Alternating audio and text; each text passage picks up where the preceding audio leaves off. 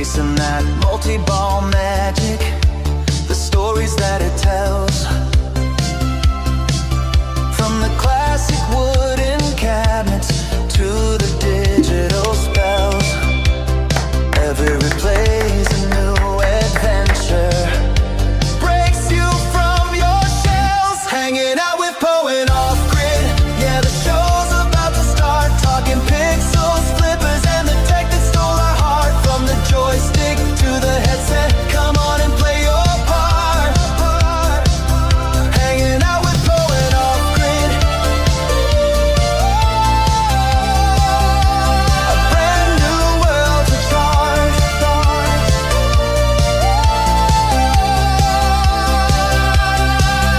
Now we're strapping on the goggles, worlds are virtual and bright.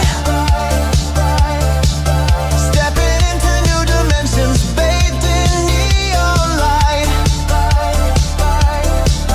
The future's here, it's crystal clear, and everything feels right. Connecting past and present. Welcome to Hangin' Out. Let's do this. The night.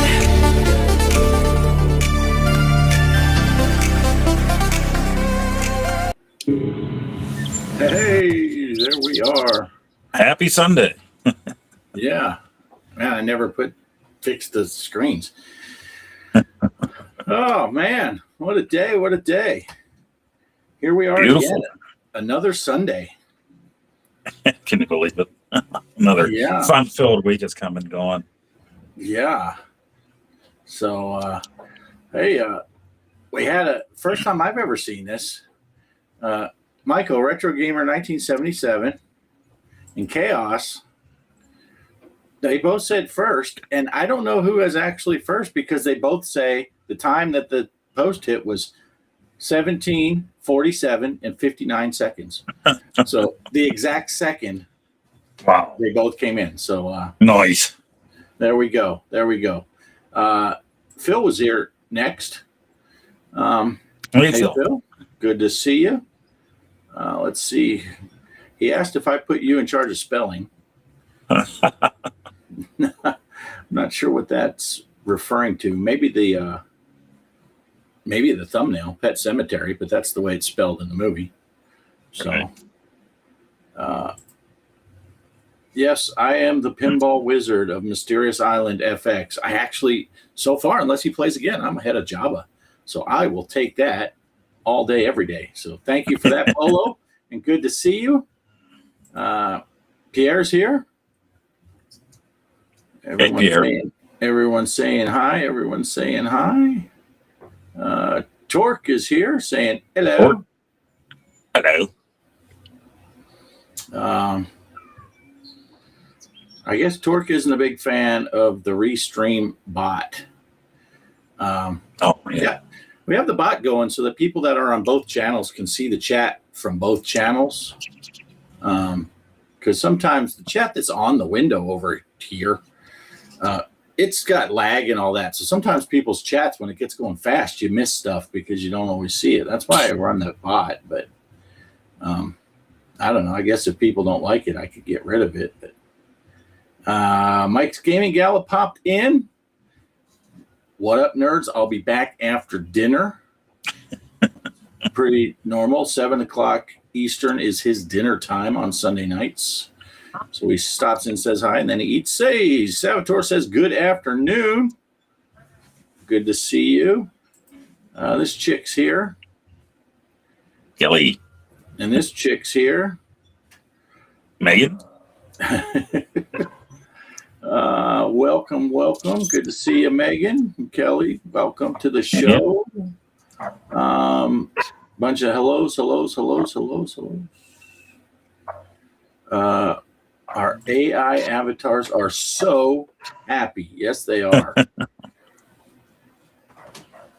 And who's this guy? Derek's Pixeltorium is here.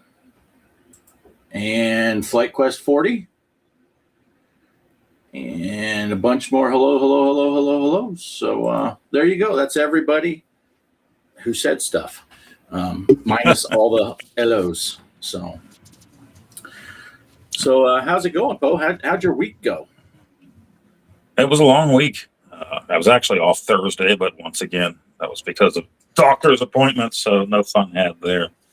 But really, they asked us to work the weekend, and then when they asked that, I said, well, I could probably do Saturday, not Sunday. And then I'm told, well, Sunday is the day the volunteers are going to come on. Well, too bad for you then. I'm not coming on Sunday. So, right. Yeah. And aside from that, I finally did do a little play last night, because I was texting you while you were in bed. Right. So I was playing some Sprint. Right. Yeah, I actually sent that last reply to you from bed.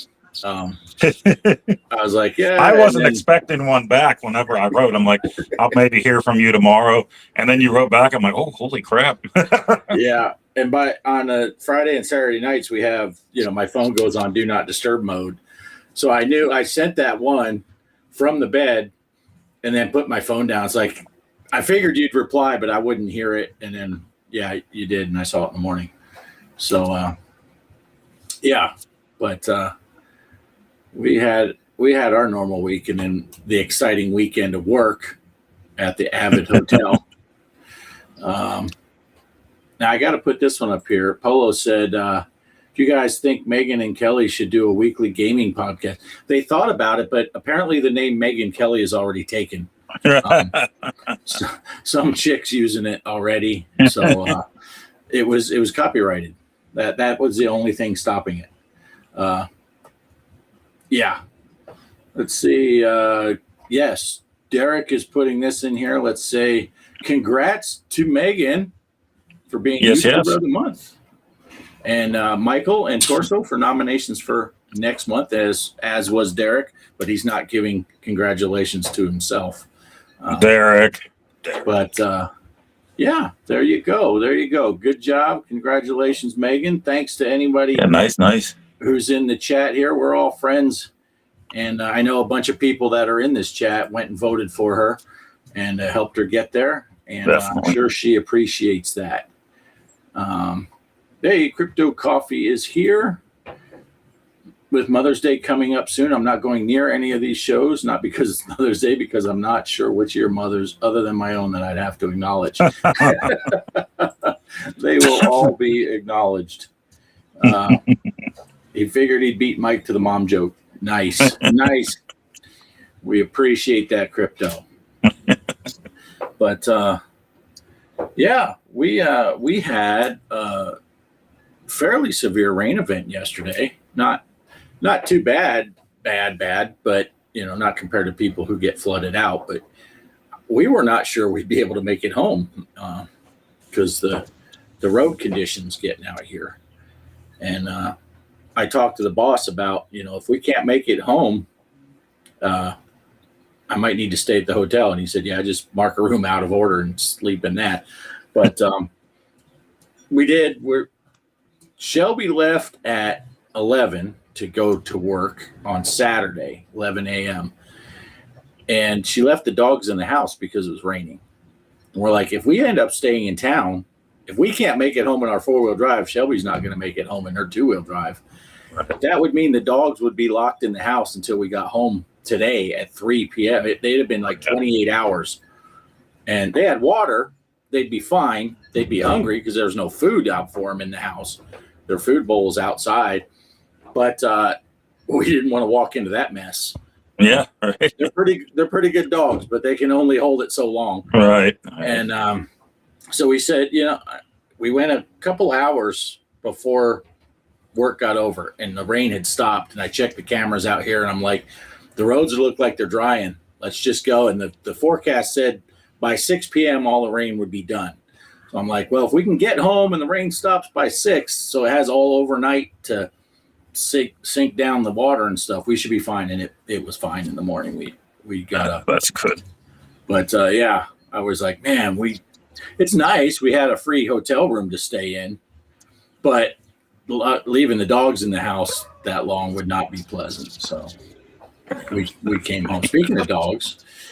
Yeah. So people were partying out here. It's like 77 outside. So the neighbors Yeah. I can't hear anything except that dog when that's the only thing I'm hearing. So you're fine. I wouldn't worry about it. But then today it's like got warm and sunny out, so I'm baking in here. Yesterday at showtime, if we'd have been on yesterday, or if yesterday's weather was today, other than the rain, it was like 65 degrees here. It's like, oh, that's perfect temperature to be out here Right. and cloudy, so the sun isn't baking the trailer. But that's okay. That's okay. In a couple months, I think I would be loving an 80-degree day. Yeah. We Right. know those days are coming. Yeah. But Yeah, we're going to be high 70s and then 80s the whole rest of the week. And then when you look at the forecast, I think next Monday is like back down to 50 or something like that. nice. Nice. Yeah, let me see. I didn't check what our forecast is. But yeah, today it got up to 82 outside. And yesterday, I think the high got around 75. So it's not that much, but then the rain hit. So then it would drop way down. 83 today is what it predicted, but it didn't get there. 83 tomorrow, 82, 80, 86, 84. Saturday, 71. Now, I'm going to put in a request at the Weather Channel that we can just keep that 71 and sunny. Can we keep that until November? Right. Yeah. That would be good. Apparently, the Weather Channel doesn't take requests, though. And if you keep calling after they tell you they don't take requests, eventually they'll put a restraining order on you. So Kelly's not allowed to go anywhere near the Weather Channel now because I always used her phone. But Pierre was nominated too by Megan. That's right. Yes. That's saw why, that. we can't just come on here and straightforward endorse anybody this time because too many of our friends are in there. So, Right. anybody but Derek. Anyone but Derek.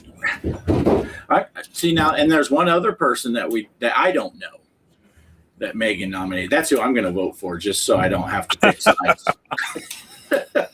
I don't want to hurt any of our friends, so I'm going to pick the one. I'm going to hurt them all instead of hurting most of them, because you know how that works. But yeah, I mean, I voted for Megan. I don't participate in that all that often, but I will this month again. I voted for Megan. Right. I think the last person I voted for that YouTuber of the month was you, Po. Oh, so what happened there? It's been a while. I didn't even endorse myself. That was, Po's like, yeah, I'm up for YouTuber of the month. Vote for Mike. right. Oh, back then I didn't even know Mike that well, so it was BCB. I didn't know he was in the running, and Phil didn't know I was friends with him. So he nominated both of us, and I'm like, no, BCB and I have been following each other from way back. I'm like, oh, let BCB have it. So I did a thank you video just to Phil for the nomination, but it's kind of like, I'm not advertising this at all. Yeah. Polo says, I always love 80-degree days. 80 degrees isn't bad. Especially if you're not out in the sun and you got a breeze. Yeah. 80 degrees can be really nice. But when I'm out here in this trailer and it's 80 degrees outside, full sun, this trailer will get up to 100 degrees. Right. So it is tough. So 70 is really nice. And I'm a big fat guy. So 65 is better than 80. Because I'm fat enough that it adds 20 degrees to whatever the outside air temperature is. What is BCB, Ballistic Coffee Boy? Yes. That's who we're talking about here. Derek got a good score. Oh, did you play again? You passed Polo? Nice. That's good. Yeah, I got a crazy. I did my video, like always. I did my video for that pinball game, and I got like 2 million points. Stopped the recording and said, well, I'll play another one while I'm here and set up and everything's going. And I scored 8 million. So when I wasn't recording. Right. There might be something to that, though, because you're talking and you're doing other stuff, and I don't think I always play as well. So I'm gonna pose this question to you, Po. I thought of this question earlier today when I thought, should I come up with something for the show? And then I quickly dismissed that and said, nah. But then it's popped in my head when I just said that. Do you think that in some degree, your YouTube channel has, I don't want to say decreased the amount of fun you have playing games, but changed it to say the least? Because I find myself, what prompted this is I tend to record almost everything I'm playing, because it's like, well, I'm going to play, I'm going to make a video. And there are times where you just want to play, and not, but I feel guilty sometimes because I played something and it's like, man, I could have made a video out of that, or, whatever. So do you find yourself feeling that way too? Or you're like, almost feel like you're compelled to have to record, and then maybe you didn't have as much fun as you would have if you just sat down and yeah, and it's not about what gameplay I'm going to capture. Like, it's going to be crap whether somebody's watching or not. But it's like you said, I've always loved to play old games, but I also love new, and I'm not playing new ones as much because when I put those videos up, it's just, you don't get much of an audience for that if people are expecting old games. So it turns out old games are easy to do. You throw it on, usually like an Atari game, not necessarily an NES game, but Atari game, ColecoVision, Intellivision. You can just play that for 5, 10, 20 minutes, and the game's done. You don't got to save progress and pick up where you left off and remember everything the next time. It's just throw it in and have fun. Mm-hmm. And so those are easy to do. So I never complete a new game like Indiana Jones or Resident Evil, the newest one, the Requiem. I started that, and it's like, okay, well, if I'm going to do this, I got to sit down. I'm going to record it, because if I'm playing this game this week, I don't have time to play anything else. So I'm going to put it up on the channel. And then it's like, well, next week I might not get to play. The week after that, I might not get to play. Then I'm going to play an old game or do one of our challenges. And then you come back to that new game and you don't remember what all the combos and everything were you're supposed to do and where you were in the game and everything. So yeah, it was a lot easier before a channel to just, hey, I'm going to play this game for a while, then I'm going to play this other game, whatever. Mm-hmm. Don't gotta. So definitely, yeah, I see it. Yeah, but I love having the conversations and stuff about the games, especially these older games and the videos. Right. So. Yeah, Derek says he likes your shirt. Saw a promo vid for Pastimes. Nice. Oh yeah. Crypto's keeping the ball rolling. 65 is also better than 80 when it comes to nailing moms. Then you're out of luck. My mom's like 82. FlightQuest said this, makes sense. When I fly in recording for my channel, I don't always fly precise as I should. Yeah, when I did flight sim videos, I would get people commenting like, hey, you missed this. It's like, yeah, because I was talking or I was worried about the camera people, or something. Even though it's all in fun, can be brutal. Say you're playing one of these new games for the first time ever. So if I'm playing something for the first time ever, you're seeing it as I'm seeing it. I don't know the trick yet to beat this guy. I go in there and I die in the stupidest way possible. Everybody's coming on there. What'd you do? All you have to do is this, this, and this. I don't know. I've never played it before, I'm playing for you right here. Yeah. Yeah, that's like me and our Atari challenges. I was just talking about that right. in the Creepers live stream earlier today. They were talking about some stuff, and I think Famous Crispy said he just got into Atari last year. He got his first Atari, kind of like I did. And right. I said, yeah, a lot of these times when we're doing, you pick a game for a lot of times. If we do an Atari challenge, Poe picks the games because he knows a lot more about Atari than I do. That first time might be the first time I've ever played it. It's not a refresh for me. It's not let's see if I can remember. I've never played it. It's a first time ever. I love that idea. Now, the more that I think about it, that it's a one and done. And I actually think maybe as long as people can play these games through an emulator, look up the game, more obscure games might be more fun that way. It's not something that, hey, I played River Raid every day of my life for 40 years, so I'm getting in on this challenge, And then somebody else says, I never played it before, here's my score. Yeah. So that might be the way to go. Find some other games that aren't talked about. I don't care. I still have my, what did I get? 860 points is still on the spreadsheet. I'm not hiding it. I'm owning it. Yeah. Crypto says people will watch just about any type of video, especially if you love your channel. That's why I don't get many views. This was said, first of all, GB Dreams, welcome. That background looks great, Poe. That is not the first time that someone said that, but I missed the other one that was scrolled off. Yeah, your background does look great, Poe. And hopefully I don't get hit with a copyright or anything, because I grabbed that fresh off of Google before we started here. So. Now, Hollywood Polo says, Mom just made some flour tortilla hamburger green chili tacos. It's Bliss. And I got to give him props for having a comment that starts with Mom and ends with Bliss. All right. Because there's all kinds of comments that can come off of that. But it does sound good. It does sound really good. Megan said she's been playing some games that she hadn't recorded, been playing Phantasy Star and Sega Master System, and haven't recorded a single second of it. It's for me. Yeah. Flight Quest, enjoyed watching you play Resident Evil. Part of it, never really know what the game is about. I still don't.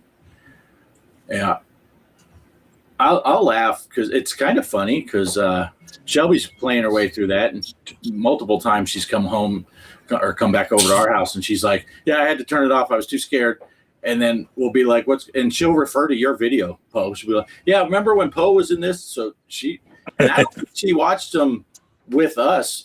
I think the first one, while we were watching, she was over at the house. So I think she might have watched some of your videos on that on her own. So Shelby. Yeah, I'm way behind because, when was that? I posted that last one 2 weeks ago, but I actually played that one 3 weeks ago. And so yesterday I thought maybe I would play in the afternoon, but next thing you knew, it was time for Mike's stream. So I'm like, well, no time to play today. So didn't play it again this week. Nice. GB says he's 45 and been playing video games since he was 6. Nice. Yep. Definitely. I was playing video games when you were 6 also, but I was not 6 then. I was 18. If my math is correct. My favorite taco is, well, ask Mike's mom. Canadian bacon taco. Mike's not here. It never stopped him from saying stuff about your mom when you're not around. So that's all good. Yeah, but I just had that thought the other day about how sometimes I just feel like playing just to play, which I do a lot more on that At Games Micro because it's right there. So I'll jump up. It's right in the living room. So it's not, you don't get the out of sight, out of mind thing. It's right there. Sometimes I'll have that thing on for 4 or 5 hours during a day. Just turn it on and leave it sit there. And then between videos I'm watching or whatever, I'll just jump up and play a couple games of pinball. And I don't. Yeah, we're usually in the living room, and that's where I have the PlayStation 5, the Switch 2. So it's like if the TV's on. Now I do have the PlayStation Portal that I can stream the games to it, or just play the Switch in handheld mode. But I just never do anymore. Come evening, we watch something, and then I'm like, all right, I'm going to come out here an hour or so before bed and watch whoever's live that night, which is a lot of people these days. So that takes up a lot of evenings. It is. It's getting to where the evening time is most days is taken up. Yeah. Because we got Casey on Monday, Mike and Phil are on Tuesday. Crispy has a show on Wednesday, which also Go Game Go. He goes on Wednesdays also. I haven't been watching as much of his stuff as I used to, but he's on Wednesday. Greg and I are moving to Thursday for the Pinball Fun show. So Friday, because Megan and Derek go at 1 in the afternoon instead of evening time. That's the only evening that's like wide open. But Kelly and I go to bed at 8. So it's like we don't even watch a movie on Friday nights. So yeah. Which of the PS6 models are you interested in? PS6. Or what did I say? PS. PS6. Did I say PS6? PS5. I don't know. He said PS6. Is there a PS6 that was announced? Not that I know of, but I'm sure it won't be long until it is. I don't. Oh yeah, Pierre's on Monday buy and Tuesday too. Sorry, Pierre. Kelly got your back. Yeah. Go ahead. Yeah, I don't buy them immediately anymore just because it's gotten so ridiculous. Get on a waiting list or get this place in line, be available live whenever I'm at work and stuff to buy this system. But I usually get the first iteration, so I don't end up waiting around for a pro that's going to be another couple $100 or whatever it is for a pro version. It does kind of irk me a little bit that that's what they do. Like partway through the life of the system, you already know there's going to be a pro version of it come out. You know, that's just, well, at that point, I'll wait till the next generation that's even better than this pro version that came out. Mm-hmm. But with things slowing down, time to play and everything, and just not feeling good half the time, I don't even know about the next generation. I've got every generation here somewhere in my house, either down in the game room or up in the living room. So I've got a lot of old games that could be played, and a lot of stuff that I bought that I played very little or not at all because I got them on like Black Friday deals. Some of that stuff for like PS4 is still in the shrink wrap. So Wow. Yeah. Actually, a couple of those games that I bought for my 7800 Plus that I bought from that retro gaming store in El Paso, I haven't played those either.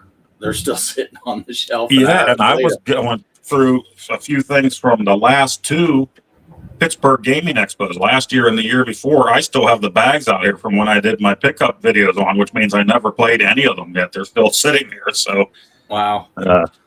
Yeah, I never even played Yar's Revenge yet, which means I've never played it yet at all, let alone the copy I have sitting there. So it's just, trying to find time to watch everybody and play stuff and make my own videos.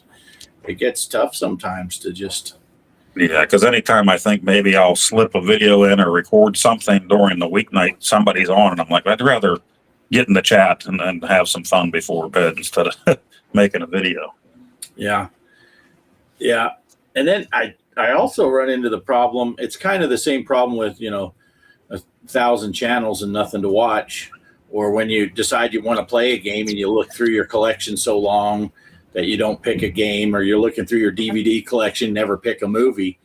I kind of feel the same way sometimes. I'm like, man, I got the Sprint, so I have a ton of games on that thing, and I'll sit there trying to think, what do I want to do that I'd make a video on, and then I can't settle on something, so then I just, look, Creep's on.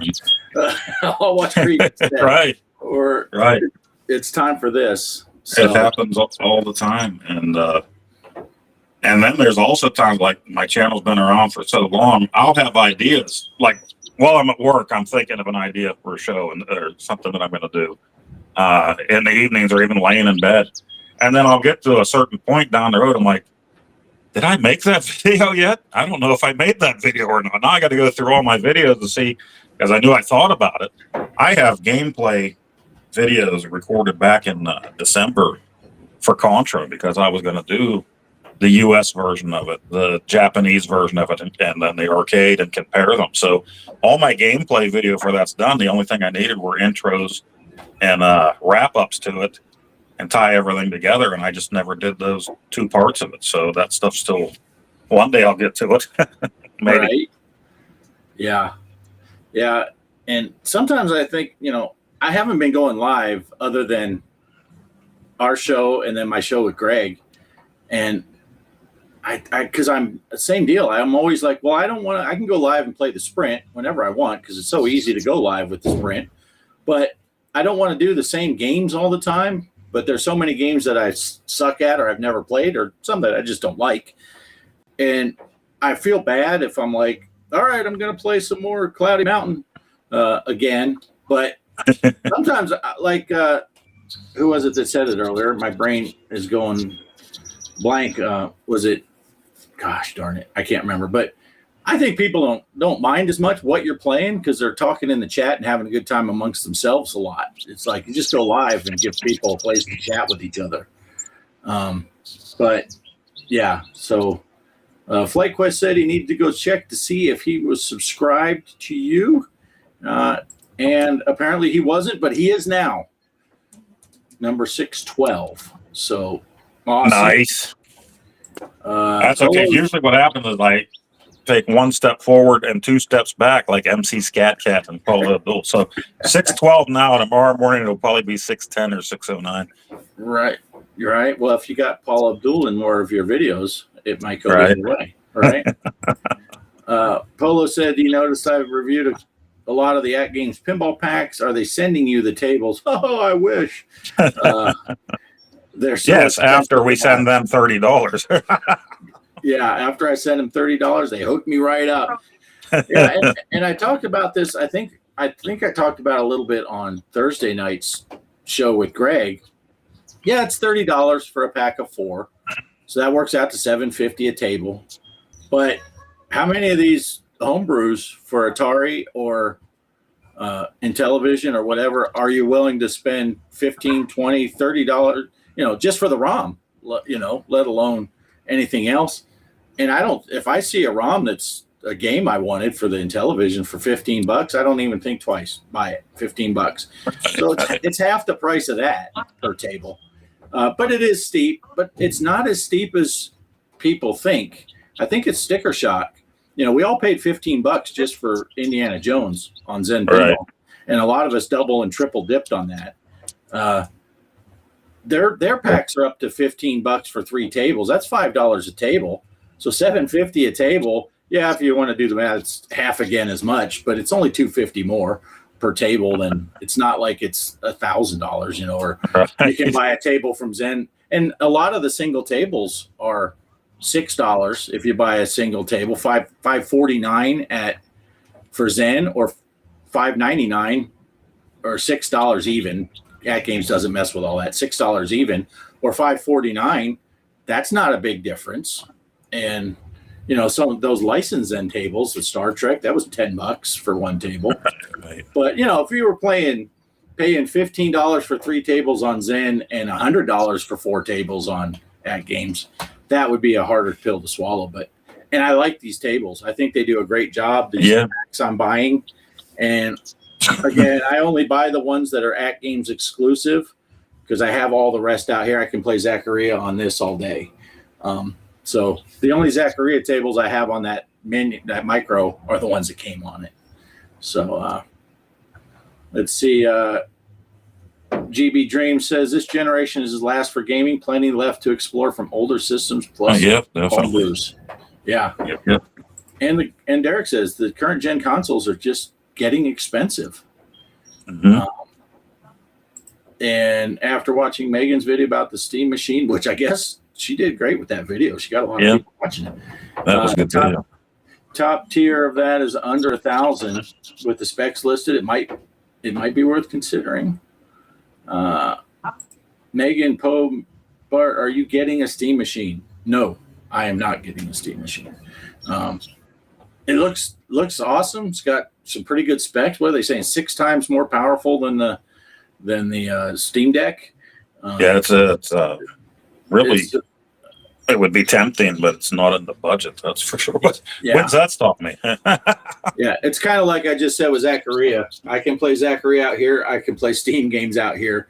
I have no desire to hook a Steam Deck or a Steam machine to my TV. I got a tiniest little spider, like teeny tiny. It keeps dropping down in front of my screen. Right now it's in front of you. Now it's a little above your head. And then it'll drop all the way down to about here on my screen and then up to just over your head.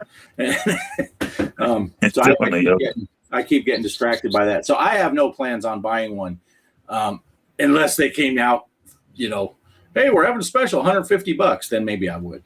Oh, yeah. That's not going to happen. Maybe instead of doing the intros and outros, you could save 50 minutes of video time and just post a gameplay. Yeah, well, and I could, but then I wouldn't even want to have a show anymore because I did the channel for me and my son to begin with, and it was just I wanted to talk about these games and memories about these. You can find gameplay on any of those videos anywhere, and of course, it's far better than mine. But yeah. And I'm sure Derek was teasing, but that's the reason why a lot of us like your videos, Poe. It is the intro and outro and talking about the game, because like you said, same with my channel. You can find people whether if I'm doing flight sim, you can watch Flight Quest 40. He does a lot better at flying than I do. You can watch other guys drive truck sim. You can watch guys play Intellivision way better than me. You can watch guys play Atari a ton better than me. So I'm hoping that the people are watching my videos because they like watching me cuss at AI drivers on the thing or just bullshitting. And with Poe's, it's a lot about the intros and the outros. I like a lot. But Kelly says your birds are happy. Oh yeah, they're going nuts out there. Let's see. Flight Quest 40 just finally crossing the 3-digit area. Nice. Excellent. It seems like only 7 years ago I got to 100 subs, and now I'm at 700 subs. Polo did. He was gifted Indy, so he didn't pay the $15. I paid $45 for Indiana Jones because I bought it out here. I bought it on the Switch, and I bought it in VR. Yeah. I think I bought it for Switch, PS5, and VR. So yeah, I'm guilty. Guilty is charged. Yeah. Let's see. Crypto Coffee. By the way, I still have a code for the TMNT pinball game for @Games HD tables. Thought I could use it on my Legends Ultimate Stick. It doesn't work. DM me in Discord. Nice. I already bought it. Of course, I can't ever wait. So. Right. So did I. Maybe any of the other people that bought the micro when Poe and I got it. I don't know if Casey's here. And I think they got all the issues fixed with the UUID. Yeah, it's working for me. So I know the big problem with that is if you get the UUID error and you can't get logged in, you can't buy tables, right? Because you wouldn't be able to get them put on. Yeah. So I didn't really think about it. I bought those tables. I wasn't able to upload a high score that whole time, but I was able to buy tables, and then eventually got to the point where I couldn't even log in, or if I did log in, it would be logged in for like a minute and log me back out. So I turned the Wi-Fi off until you mentioned that again the other day, that people were saying it was good to go. So yeah. Crypto says he thinks Steam Machine will be $600 to $900 depending on storage. That's what I'm hearing, somewhere in there. Derek says, yeah, I should probably actually talk about the games more. See, I don't do a lot of the talking about the games. I just talk while I'm playing, usually talking shit about myself. And that's always the fun part too, though. And I'll be honest, I picked up some of my early subs were telling me that that's part of the reason why they started watching my channel is because I talk while I'm playing. And because there's a lot of people that just play the game, and it's a great way to showcase the game. But I'm kind of the same way. And I know Megan has a lot of her videos that's just gameplay, and they're fun to watch. She does a great job playing them. But I miss the interaction of the person. And I said something to Casey one time, and he just said, well, I'm going through a series where that's all I do is the gameplay. There's no talking. It's just, here's the original 125 from Intellivision. I'm doing 4 minutes, 6 minutes of gameplay, however long it takes, with no talking. But I was like, yeah, I just like hearing people talk while they play. Yeah. And for me, like if I go to truck sim videos, if I see someone's got an awesome truck sim setup, but then they're just driving and they don't talk at all, I last about a minute and I turn it off. I like hearing people talk, even if it's just rambling, kind of like our show. We're just talking about whatever, and that's if you. And sometimes you even forget what you said, and somebody will bring it up in the chat, quoting you. It's like, did I say that? Let me go back and I did. Yeah. Now Mike's Gaming Gala, he's pretty good about putting timestamps when he leaves comments. But the other day he made a comment on one of my videos, and he's like, "Oh, that was hilarious," and he made a little hint of no clue what he was talking about because it was, sometime in a 30-minute video. It's like, oh, what did I say? I don't know. But I did have to laugh because I don't know if you saw. I don't remember which truck stim video it was, but I did. I don't know why. I just lately started.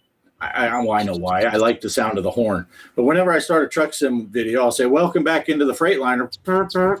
And he said, it reminds him of you doing your pro style video.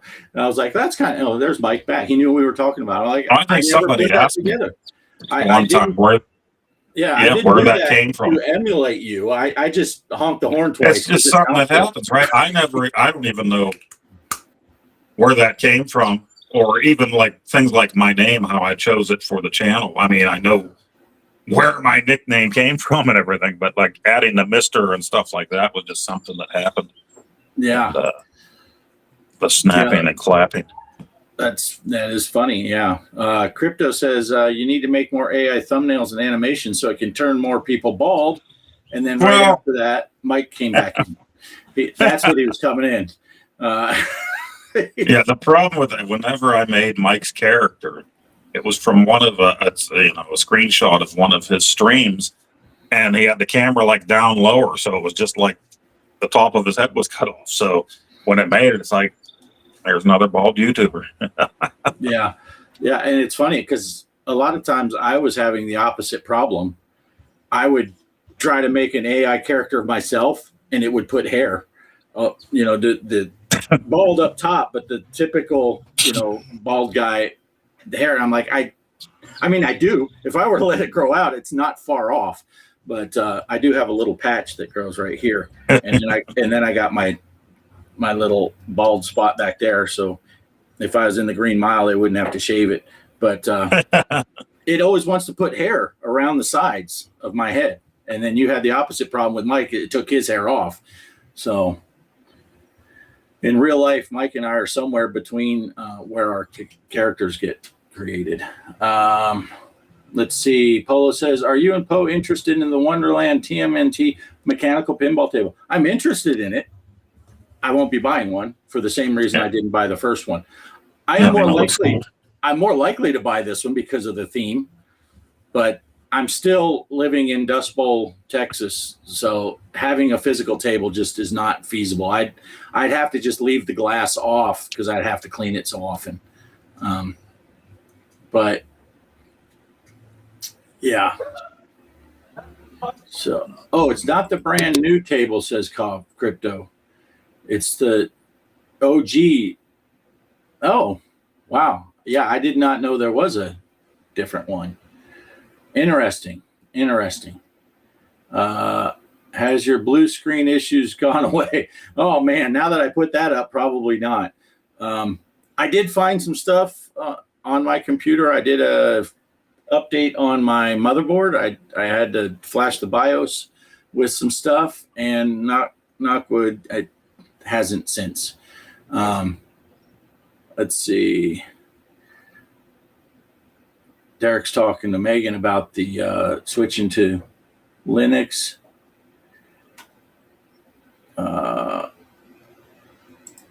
For Megan, has been so great with the chat. Yeah, there was a good chat session on the show with Megan and Derek on Friday. You're being the you in YouTube. That's right. Yeah. No, that's funny because I forget. Especially sometimes on the truck stim videos, I'll do 5 in 1 week, and then I don't expect people to watch all those. But Mike has been awesome. He goes back and he'll hit me up. He'll send a message. Hey, I'm catching up on some of your videos, and he'll timestamp a bunch of stuff, and it's pretty awesome.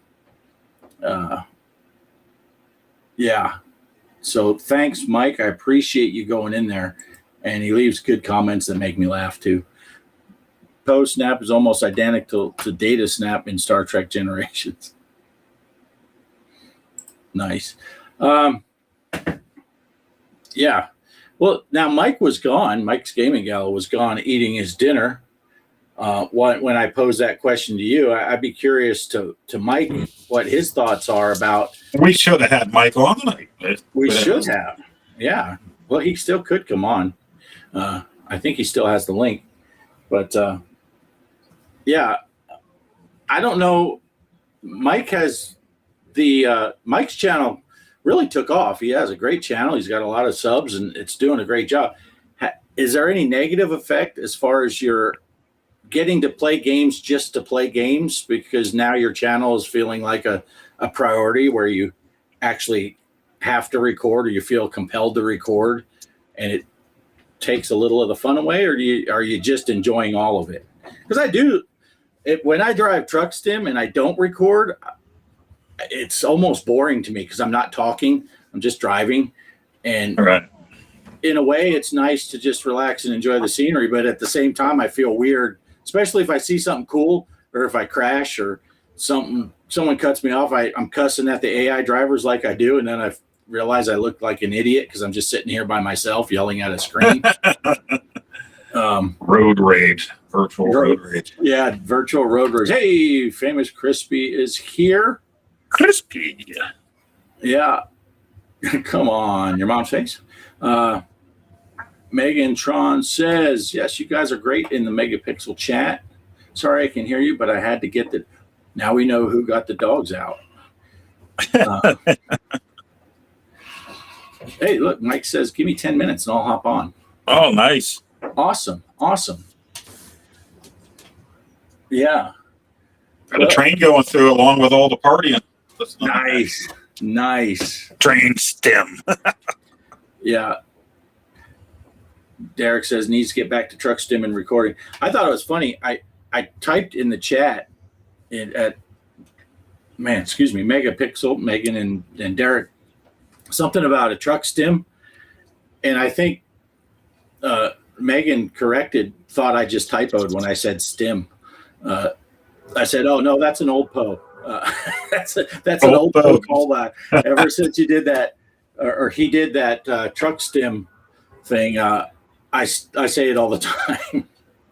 But yeah, I should probably do some kind of playlist for people that don't know old Poe, because he hasn't been around too much. But the problem is, a lot of those ones that I made were made for the show, so I never had individual videos of them. They don't exist on my phone anymore.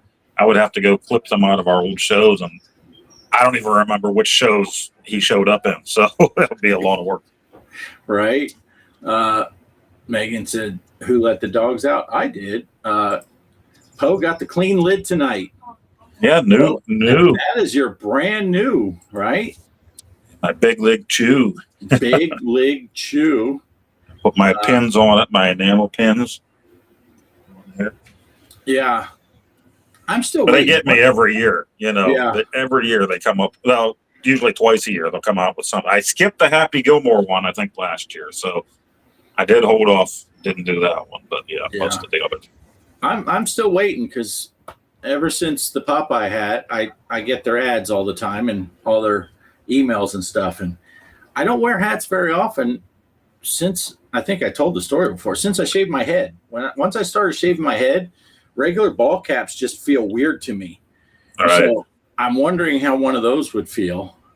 I love this one. I think this is the 8 panel. They have different paneled ones. I think these ones feel great, whether I'm freshly shaven or not.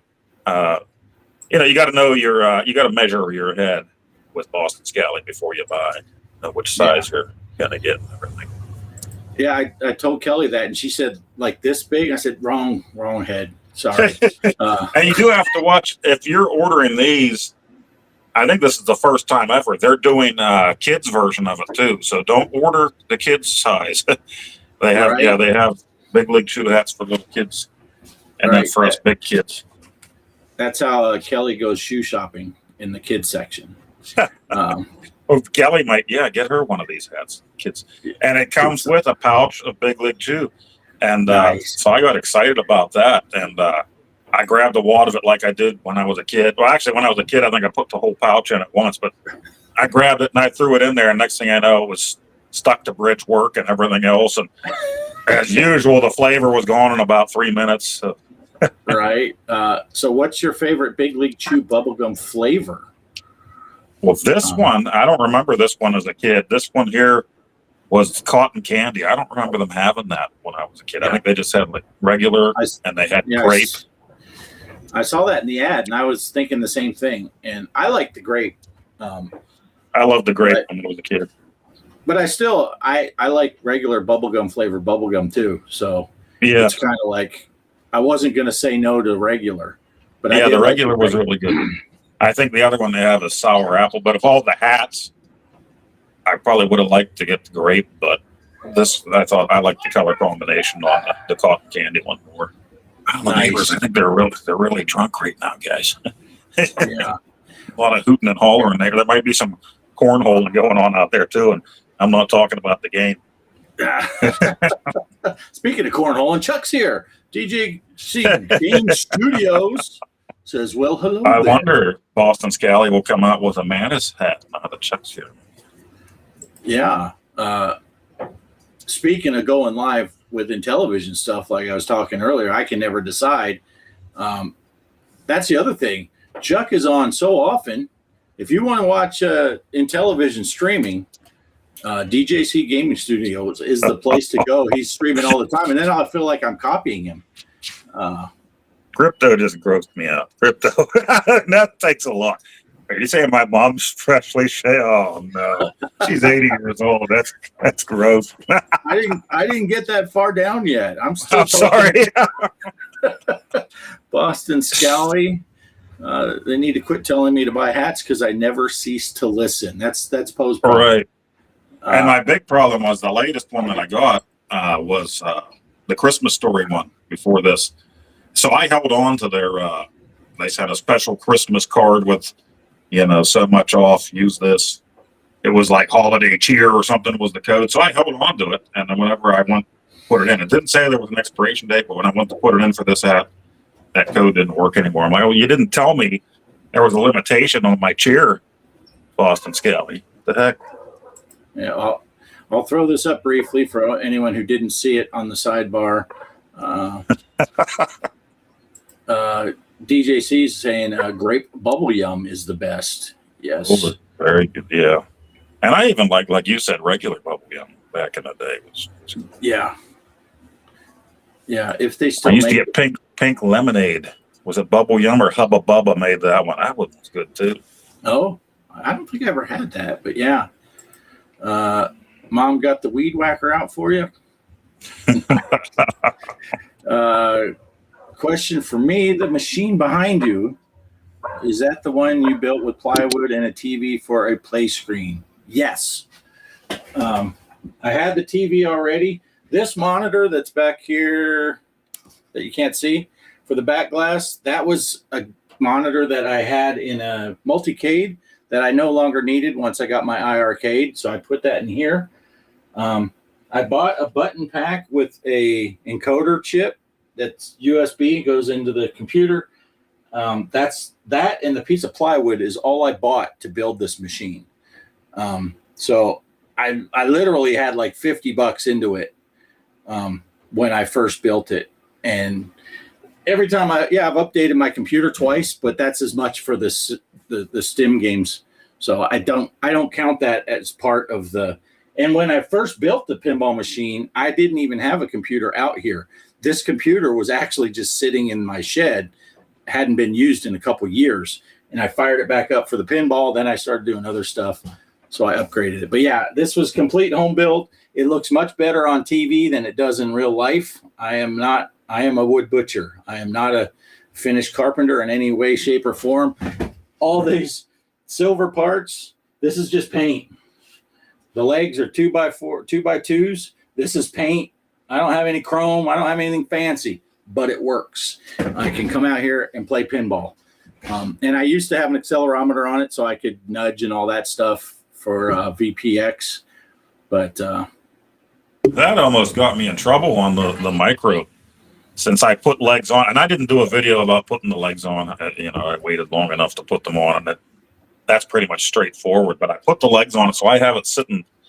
Right now, it's not in a permanent spot. It's in the middle of the floor of the basement. But one of the challenges or something there, I went to nudge, and I'm holding on to this thing. It's a micro, and I'm just like, oh, it's like, holy crap. I better calm down a little bit with that. Yeah, I have my own tilt sensors now that Kelly put on the thing. Shelby got Kelly a couple of stuffed like garden gnomes, and they're kind of like Weebles. They don't have legs; they just got the round bottoms, but they're plushies, so they just kind of you set them on there. But she put them on top of the back glass, so if I get to nudging too hard, they fall onto the screen, and then I have a built-in excuse for when I drain. But yeah, so if I nudge too hard, it ends up falling off. And as Kelly said, this is one of my favorite sayings. It's good enough for the girl I go with my framing, because if she's with me, she's not too picky. So that's one of my old bosses used to say that all the time. And after about a year, I'm like, what does that even mean? And he goes, what? Good enough for the girl I go with? Yeah, because if she's with me, she's not too picky. So that's good enough. Move on. Yeah. So do we want to talk about the demon attack scores as they sit? And do we want to? Are we going to let it sit another week and come up with something for next week? Or yeah, let's. I mean, unless we want to just pick a game. We could do that too. And we're getting into just shoot individual videos for our channels. Yeah, either way doesn't matter. Yeah. So we're already done. You and I are done with Demon Attack. I think probably most of the people that we're going to play are already done with it. Yeah, let me throw this up here real quick. I had it all ready to go. Let's see if I can get us on here too. But look at Creeper. Yeah, look at that. Creeper was destroying, and then Mike played, and Mike had a really good game. Yeah. And Casey's in here with 4,900. Yeah, and then Casey cheated. And Pierre cheated. Megan cheated. See if you can sense the pattern. Michael cheated. Chris cheated. You cheated. Derek cheated. Now this all determined who I was going to vote for YouTuber of the month. Derek, you've got my vote. Derek's got his vote. It was all based on the Demon Attack. And I posted in, and Creeper played Demon Attack earlier on his live stream, and he got over 10,000. I posted in the Discord, and I don't know how people missed it, but I'm pretty sure the rules were anyone that gets only a 3-digit number gets 10,000 points added to their score for the skill of staying under 1,000. So I just didn't update this quite yet. So, but yeah, that's a pretty good turnout. That is a pretty good turnout. I didn't count. What do we got? 3, 4, 5, 6, 7, 8, 9, 10 people played this week. That's awesome. Nice. Yeah. And Poe and I, there was a good battle on the Discord about one and done or not one and done. And that was funny. But Poe and I were very firm with all of our rules. We say one and done, unless you don't feel like it, then whatever, you know. Yeah, all right. It is, it is a lot of fun to see somebody get a score and then you play a bunch and you beat them and you put it up and then you're neck and neck. But again, that's something that everybody with challenges does. I don't recall anybody ever doing a one and done. So kudos to Bart for that idea, because I think for us, just to make it different, that's the way to go. It's all the honor system, but it's the honor system. You could cheat if you want. Yeah, 868 and done. Yeah, But like I said, being that it's that way, and there's some people that never played it, and then there's other people maybe they play it 900 times a day. Maybe it is time to start looking at some other titles that aren't as well known. That way, everybody's kind of.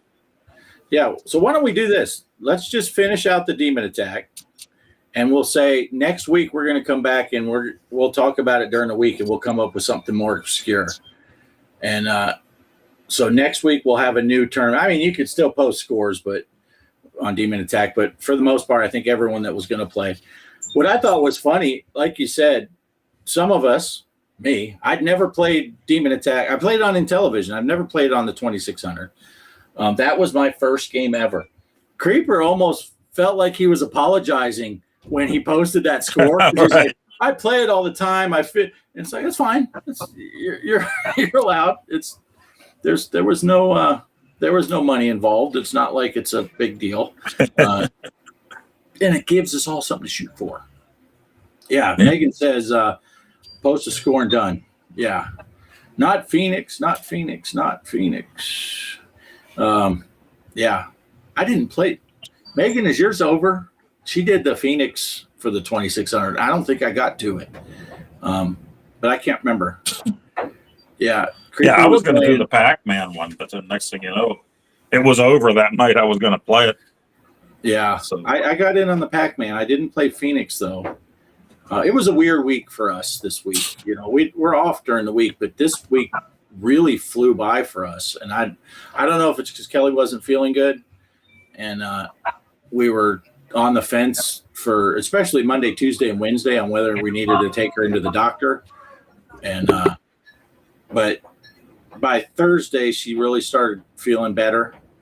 The weekend was tough on her because she's back to working, so she's moving around a lot, and it's sore again.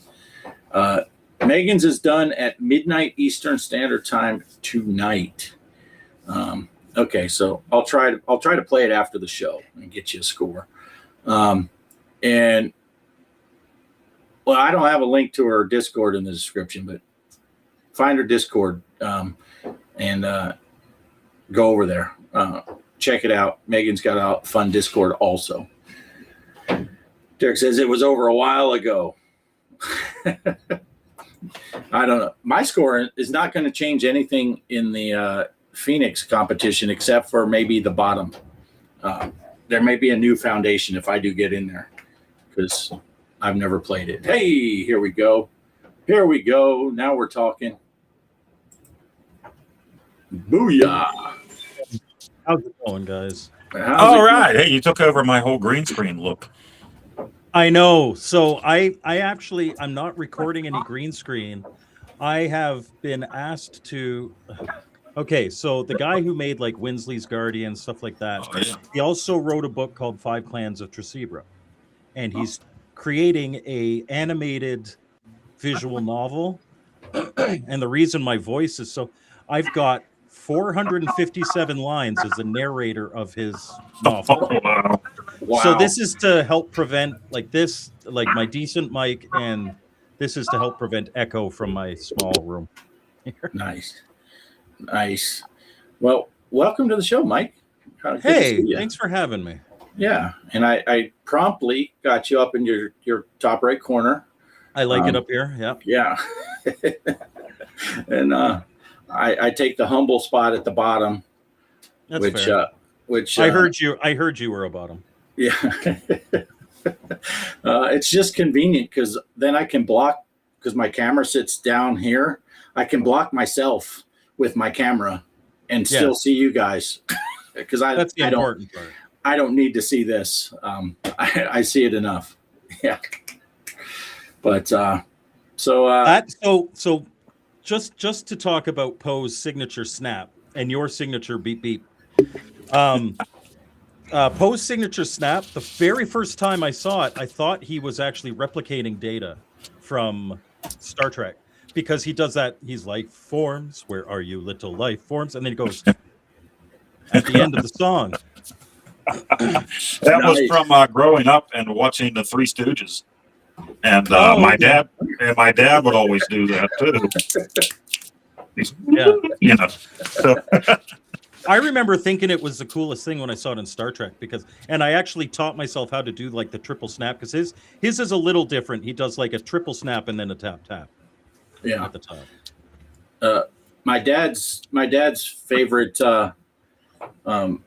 Three Stooges thing was he would quote Curly when he was trying to think of something. He'd always say, "I tried to think, but nothing happened." right. I used to love the Three Stooges. I haven't watched them in ages. They've got like all their stuff is for free to watch on YouTube now. Yeah. I should watch some more of that. So The one where Larry puts the bowl, or he goes to get the bowl out to cook, and it's up high. My dad always loved it. Well, my dad loved them all, but he goes, pull it down, and it's full of water. It dumps all over his head. And Larry's like, "Who's the stupid imbecile that?" Oh, I did it. He realizes he set himself up there. Nice. Chaos is back. Good to see you, Chaos. Chaos. Kelly says, "That's cool, Mike. How fun." Yeah. And yes, Megan's right. That data thing is from Star Trek Generations. Yeah. He has the emotion chip, and then as the ship's about to crash into the planet, I thought it was so awesome at the time. He just like Data, who's always like the straight, no emotion. Everything. He goes, "Oh shit!" I love that. Yeah. One of my favorite Data quotes was in First Contact when he was tempted by the Borg.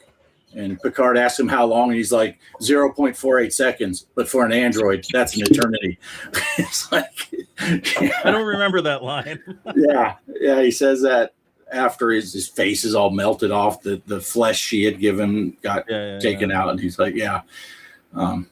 So I like that. 0.48 seconds, but with your mom, that's an eternity. That's right. Exactly. That's what the original line was. Matter of fact, I saw it in the DVD extras, the bonus features. Oh yeah, Picard's mom was a whore.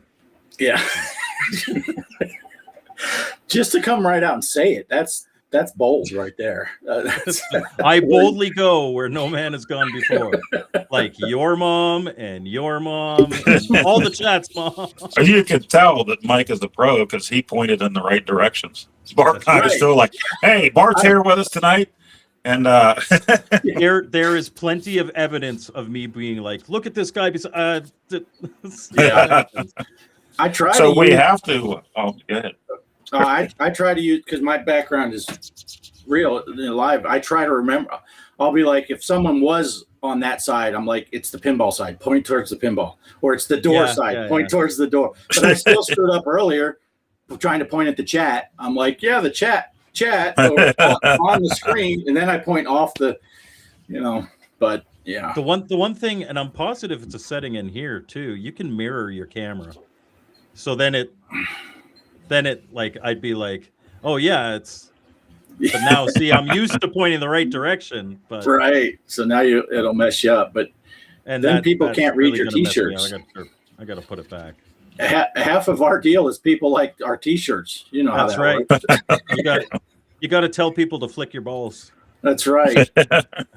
Yep. That was I think that was a Christmas present from Poe. That flick. Yeah, I think so. Oh, nice. Yeah, that was a Christmas present.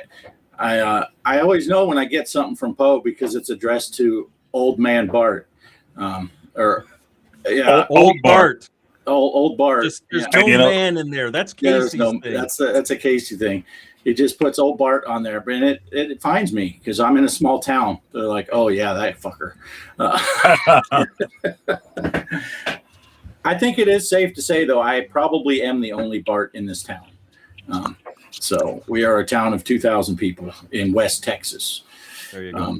So not a very, very good chance that there's more Barts. Well, I've seen Blazing Saddles, and that kind of takes place in the Old West, but Bart was his name. Right? Black Bart. That was a play on he literally was Black Bart. Yeah. That was a play on Black Bart. Yeah. Such a great movie that could never be made again. Oh, I love that. My dad loved that movie. I remember my girlfriend came over and we watched that movie, and my dad was in the room, and it gets to the point where like she turns out is it twoo what they say about when it turns out the light? Oh, it's twoo.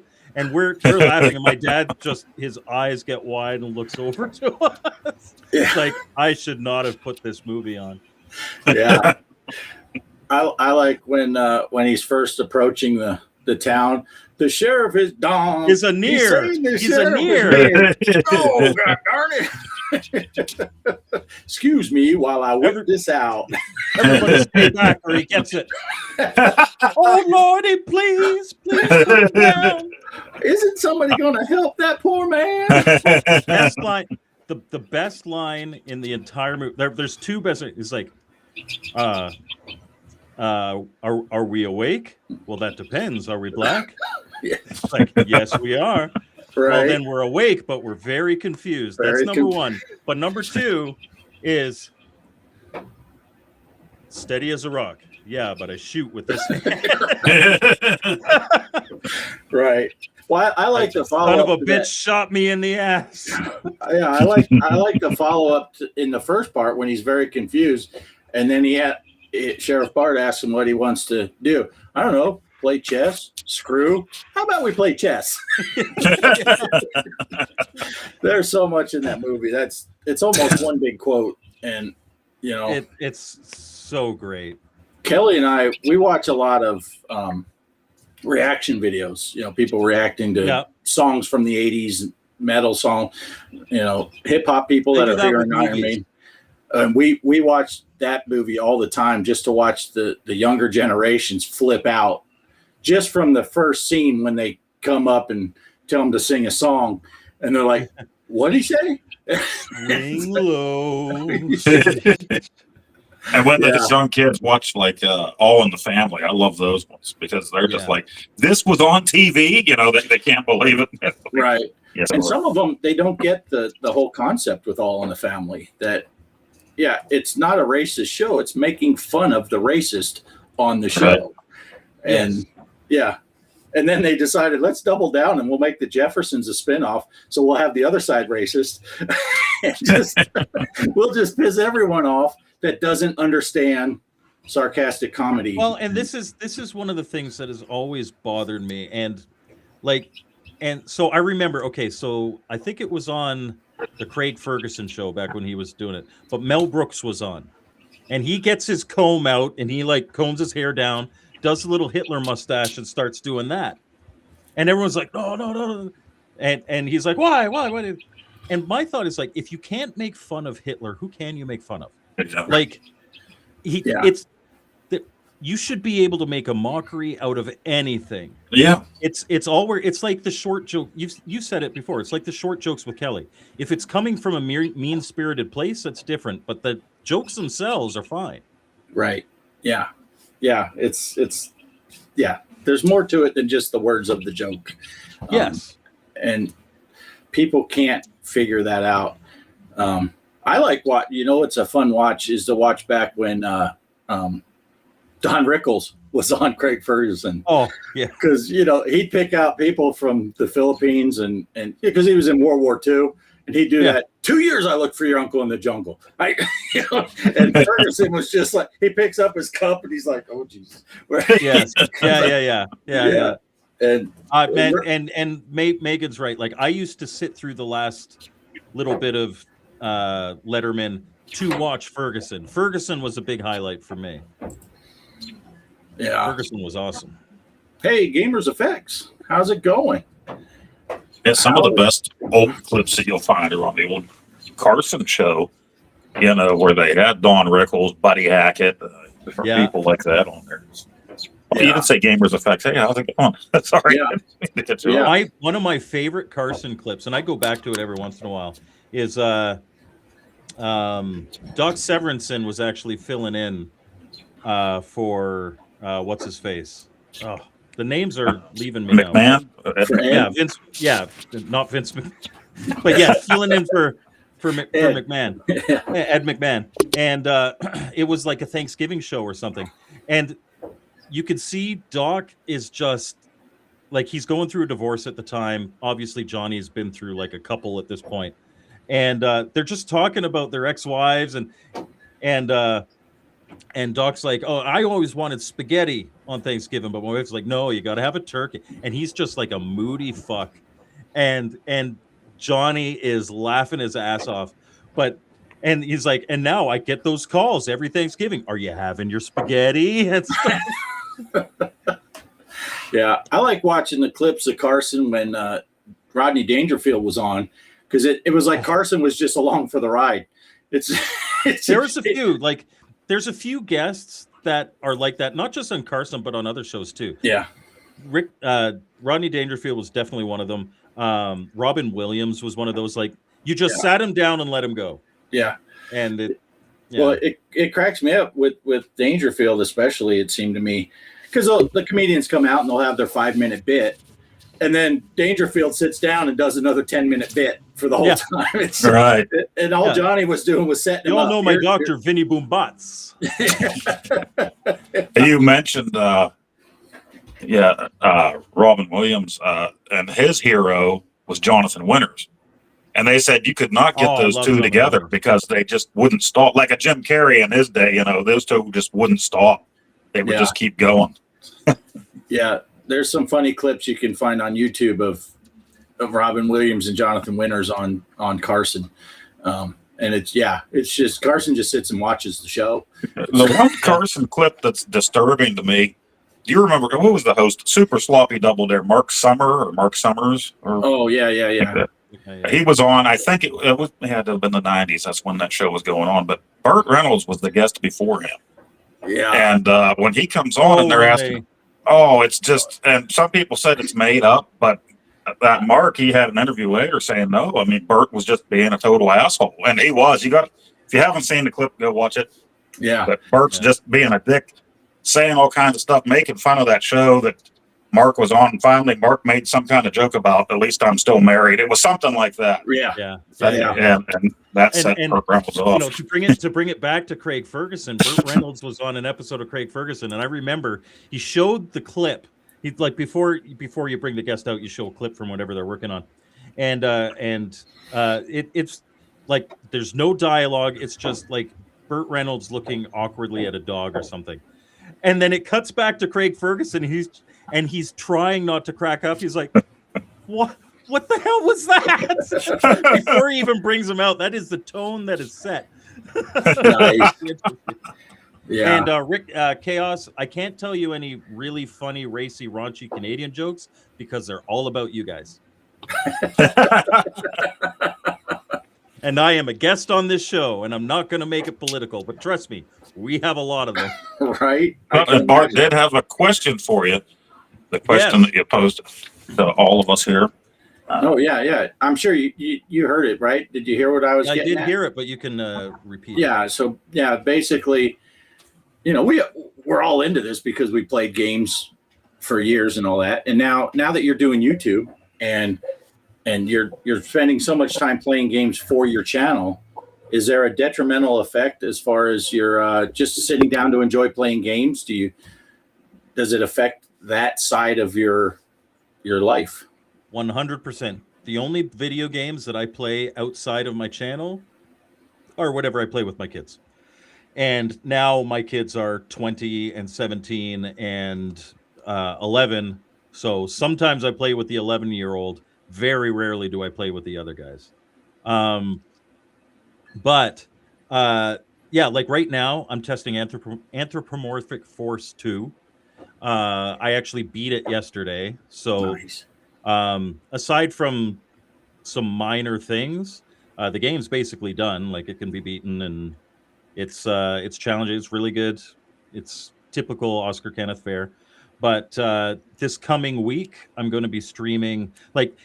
My 2:00 streams on Saturday used to be whatever I felt like playing, and then and that's like playing with your friends, right? Like the chat will give you your 4 out of 10s, and they'll make mom jokes and whatever. But you're hanging out and you're playing a game you want to play. Mm-hmm. And I'm not saying I don't want to play these games, but this coming week is Oleani Games. He sent me some games, so I'm going to stream them. Now that stream is used as like, if somebody sends me a game, I know it's going to be a month, maybe 2 before I do a homebrew highlight on it. So I stream it, and I've already got my next 3 weeks set with ROMs that people have given me, asking me if I could show them on the channel. So I'm playing Oleani Games next week. The week after that, it's a new Game Boy game that was sent to me, and then the week after that is a couple Intellivision games that were sent to me. So, and I love doing it, but as far as like just sitting down and enjoying a game without testing it or showing it or doing it for the channel, I mean, I enjoy playing them when I'm recording footage for a review, but I don't get to do that really anymore at all. Yeah. If you do in that odd chance that you're like, I don't really, do you almost feel guilty for not recording? You're like, oh, I could have made a video out of this. Possibly, but I'll be honest. I spend probably about 30, 40 weeks, 30, 40 hours a week on my channel, which is way too much. I admit it's way too much, but all of my reviews are scripted. Those intros, if I drop the intros, I could drop that to maybe 20 hours. Yeah. Because and not because of the editing, because of like the prep and like I have to set up, I have to come up with the intro and all that stuff. But I'll be honest, like when I'm not, like when I have free time, which is very little, I don't really feel like playing games most of the time. It's because I play them all the time, and that's even like, you know, I'll have 15 minutes, and that's why I really like you guys doing the one and done with your things, because I don't know if you've noticed, I have a very competitive edge to me. And if it isn't a one and done, I will play until I'm the top of the list. And if somebody beats me, I really have to fight that urge to come back and try to beat them. Not because I'm upset that I didn't win, but I'm just competitive, right? It's a natural thing for me. So the one and done allows me. Retro Creep had a great demon attack score. I don't know if you've guys wound up yet, but like even knowing after finishing that I didn't win, I was like, but it's a one and done. It's fine. And all I really care about is beating Casey. And right? it's all fine if you're competitive like that. That's great. It's fun, you know. Even like when we did Spider Fighter, you know, oh, he did this score, I'm going to play again. That's it. But that one, and the thing is, to get a score that beat your score, it took me 2 hours of playing Spider Fighter, because that is a long game if you're going for a high score. But we have had people that are far too serious about this. And now we had somebody that argued about time zones. Yeah. And that is just so totally ridiculous. At that point, I was ready to say, we're done with everything if you're serious about this, dude, because, well, it's no fair, because I'm Eastern time, but this guy gets to play until 3 o'clock my time. Well, that's midnight his time. Usually, you know, use your head. And the competition started 3 hours early for you. Right. Yeah. You had that extra 3 hours. Whatever. And everybody has work and things to do during the week. So if you don't, then you can sit there and play it all week long if you want to. You know. And what do you actually get from it? You get a shout out on this show. Yeah, we don't even give the ninja things that Bliss would give out. You know, I got a few of the ninja playing card things, and even then, it's like it's a really cool thing that he used to do, but like, is it worth getting upset over not getting a little, like, print your own card out if you're really I don't normally get angry. I'm a very easygoing person, but when that person started that, and we even at that point, I think whoever was winning or won at that point, they got upset too, and they totally left the Discord because of it. And it's like, no, dude, don't leave. We're on your side. I remember who that was. Yeah. I remember who that was. And still to this day, when I asked Megan about when her Phoenix ends, and she said Eastern Standard Time, that was the first thing that popped in my head. It's like, well, that's no fair because I'm in Central Time. But it's like, but also right now it's Eastern Daylight Time. There is no Eastern Standard Time. That's right. We're in daylight. Come on.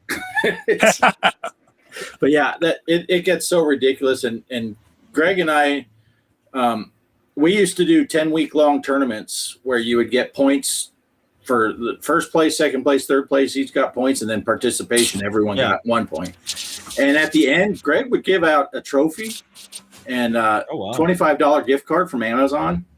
So there was a little bit on the line, but not a lot. Most of us were just playing to, try to be middle of the pack. And even that, it got to the point where Greg's like, I'm not doing it anymore. And the last two people that won the tournament overall never even sent, let alone a thank you for when they got the trophy. Right. They didn't even send an acknowledgement that they received it. So he's like, these people that it's not a fancy, expensive thing, but he has to go to the trophy shop. He's got to get it made, custom plate on there that says they won this tournament, the spring tournament of 2024, ship it out to him, and not even hey, I got it. Just never heard from him again. It's like, so it. And like I've considered doing competitions and stuff like that in the past, but again, like there's always at least one person that takes it too seriously, and I just don't want, like, I don't have the energy to deal with what I do now, let alone anything else. I don't have a Discord. I know Derek years ago, like 2 years ago, Derek offered to make me a Discord, and I was like, I'll hang out on Blisses and Pose for now. Yeah, but it's and even then, like every single Discord group I join, the first thing I do, and I've only joined like 3, but the first thing I do is go to every single category, and some have way too many categories, like you guys do actually, is go through and change the settings to only notify me if I am mentioned. I have them all. I have them all muted, and then I'll just check it when I can, because I was getting too many notifications for everything on there. right. So- Creeper's here. Creeper's The man here. that Hey, hurt my pride in Demon Attack. Good job, man. Yeah. Well, like I said earlier, before you got here, Creep, we were talking about you a little bit, and I thought it was funny because Poe and I started off. Poe thought he did bad till he saw my score, and then You made Derek look good. I did, yeah. And Creep came down. He threw down that 90. What was it? 9600, 9620, and he was almost Yeah. apologetic. He's like, I mean, I play it all the time, guys. I feel, and it's like, no, dude, you played a great game. Good for you. I don't care. And that's what I was going to say. Why I like the one and done, especially with these Atari 2600 games. You guys know, I've never had an Atari until I got this 7800 plus. Most of these games, this included, I played Demon Attack on the Intellivision. Never played it on the Atari. That was my first game ever, picking up and playing Demon Attack on the 2600. So if it wasn't a one and done, I'd have been fighting to try to get above Derek, so I could say, yeah, I got second to last. But now I'm like, fuck it. I got. I think you're pretty safe. I think you're pretty safe. I think I got the basement locked, and I don't care. It's just fun. I never got to play it before. I played it. I'll make a that's video. the fun part. I'll Maybe look like an introduce idiot, but people to games that they haven't tried before or never got a chance to play. Exactly. And Yeah. Creep's apologizing in the chat. I know he's joking, but it is okay. I am, despite what Casey may have told you, I do not have to win everything. yeah. And like I said, I got home from work and Creeper was on live, and I popped it in there, and he threw down a 10,000 plus game of Demon Attack on the 2600. So I immediately unsubbed and left. No. I'm like, I could play 10 games and add them together, and I still not catching Creep. But no, it's all in fun. But I think it's a great idea. Poe said, let's pick some obscure games, and so maybe get, and I forget who said something it. like beat 'em and eat 'em. It'll get people to play games that they haven't played in a long time. And say, hey, I haven't played that since the 80s. I saw somebody throw out Centipede, which is always fun, but a lot of people do Centipede. We've done it before on our old show. Yeah. So, what's that? How about throw out some games? You should do the hack Human Centipede. Oh, Yeah. Which still not as disturbing as Human Millipede. Right. Speaking of games, I'll do a little plug. This Tuesday, and both of you guys are going to be on. We are having our 100th episode of the Retro Bliss Rewind podcast, and I have put together a whole thing. We're going to be doing Name That Game, Name That Guest. We're going to be doing trivia, all based on the show and our last 100 episodes. I'm sure most people will do terrible, but it is going to be a fun time. And I've been there at least in the chat for every single one of your episodes. But so my you might head do is, okay. No, my head's terrible when it comes to this stuff. So if you ask about a guest, I'll probably be making up a lot of names. But I'll keep it PG for Phil. Yes, you got to keep it PG for Phil. Yeah. At least PG-13. We get away with a little bit. Yeah. Well, if all I know is if you got a guest, name that guest, and it's a crotchety sounding person who can't pronounce anybody's name properly, I know that guest. That's old Poe. I did last night before bed. I made some promos finally, because every Saturday when Mike's on, he talks about, hey, if you want to make something for this, we'll show it. And I'm always like, I'm going to do it. And then I always forget every week. So yes, I've got one now. finally made one for you, and then I made a little clip for And the Bliss special. And in typical Poestyle, my longest one prior to this was 17 seconds. This is a 58-second old Poe interlude that I will be using. That's probably the problem with never being scripted. Never having anybody check on me there. Nice. Yeah, I think Derek said something earlier, and I don't know if you had seen it, but he said, oh man, it's way up there now. Oh, here it is. So Mike, you're like Mike the Gaming Road Warrior. You prep and have scripts and all that stuff. Yeah, I know. Yeah. Yeah, when they were all talking. If you go back, and please don't, but if you go back and watch my first, I think 3 episodes, I didn't do scripts for those. And I literally had to be at least an hour going through, like, first of all, you have to remember everything you want to say. And you always finish an episode, you're like, oh, I didn't say that, and it just doesn't make the episode. But then also I had to go through and edit out or just like drop the audio for all my ums and ahs. I'm better now than I used to be because like that was just me starting out and I'd never been on camera before in that kind of way. But aside from my OnlyFans, but yeah, just for me to script it, it gets rid of the ums and ahs. It gets in, and I actually now have. I have this. Yeah, so you put your phone under here, and it goes over the camera here, and it gives me a teleprompter, and I have a little remote that controls it. And that would work great for me, except my phone is my camera, so.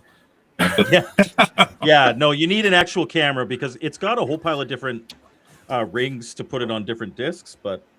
Yeah, I was going to mention that because I remember we were all maybe it was in the green room one time, but Dr. Scott and you were talking about those, and I did look into those, and I'm just like, well, I would have to start using a real camera at some point. Well, my problem would I'm be, sure there's a way to hook it up to your phone camera, but my problem would be that I normally wear glasses. I don't ever wear them when I'm on camera, except for my television ones I do because I'm too far from the TV. But so if I put that teleprompter on, all my videos would be like this. Welcome to the show. You can actually it has a remote, but there's an app that obviously you download and you load your scripts in. What I do is I email myself my script and then I just copy paste it into the app. But you can make that font as big or as small as you want. You can have it scrolling at any speed. So you could have like literally like one word on the screen every time. You'd be able to read it. And there's an art to that as well. I mean, of course, number one, you're coming up with the script, but reading it and not sounding like you're reading it, Yeah. That's what I've had to. That's what I've had to do with this stupid. It's not stupid, Spencer. You've wrote a wonderful script, but good God, does he? Like it's like a medieval Game of Thrones style kind of thing. So there's characters like Drut from Nordnab and stuff like, and I'm trying to read this shit like it's something that naturally would come out of my mouth, and it's like, God. Did you ever see that interview they did with Mark Hamill after the first original Star Wars came out, and he talks about this line of dialogue that Lucas had wrote. He says, yes, I still have it memorized, and he reads it all. He says it. Yeah. He's like, who talks like that? Yeah, I know exactly what you're talking about. I could not tell you that line, but and it's even like Harrison Ford even told George Lucas, you can write this shit, but you can't say it. You can't say it. Yeah, you're writing things you can't say. It's just it's hilarious. I would be tripping over my own scripts. Because what I hate the most, and I'm sure you guys have, I know Poe has, and I'm sure you have, Mike, because you've made so many videos over the time, where you do a video and something got screwed up, like your audio got screwed up, you lost it, or something happened. So you reshoot the video, and then I'll get done because I don't script anything. And I'll be like, God dang it, 2 of the biggest points of that video, I didn't say the second time because I remembered in my brain that I said it already. Yes. And it's like, fuck, that was the first video, not the second one. And then I'm like, I'm not recording it a third time. I've done it with a lot of these different things that I buy, for the sprint and stuff like that. And I'm like, I'm going to say this, and this at the end. during the wrap up. Then I record the whole wrap up to it, put it together, and I upload it. I'm like, I didn't say that, which was kind of important to the whole thing. Even when I'm doing stuff off the cuff, if I have stuff that I specifically want to mention, I've got a notepad in front of my keyboard all the time, and so I will write down the points, or I'll put them in a text file on my monitor because my camera is right between my two monitors here. So yeah, I've done stuff for. Not so much with the show now that me and Poe are doing, and see, I don't know which way I'm pointing. So apparently, it's me and you doing the shows now, Mike. When I'm doing, but the old show with the four of us, I have somewhere on my phone. I still have notes of stuff that I would type out, and I get out my notepad on the phone, and I never said any of them because we just get to talking about stuff. And after the show, I pick up my phone and go, "Fuck! I had 4 points that I wanted to talk about." And we didn't. Oh, you save them for next week. Yeah. But yeah. Well, so now that it's hanging out with Poe and Offgrid, somebody has to take the old forgetful man slot. Now that Greg's gone. Right. Right. Yeah. I was planning on doing it myself, but I always forget. So. And that's the thing. I remember one time after our show, Phil got. Like, he was just annoyed, but he's like, nobody laughed at my joke. And I'm like, because it is the same damn joke you've said like 40 times on the show. It's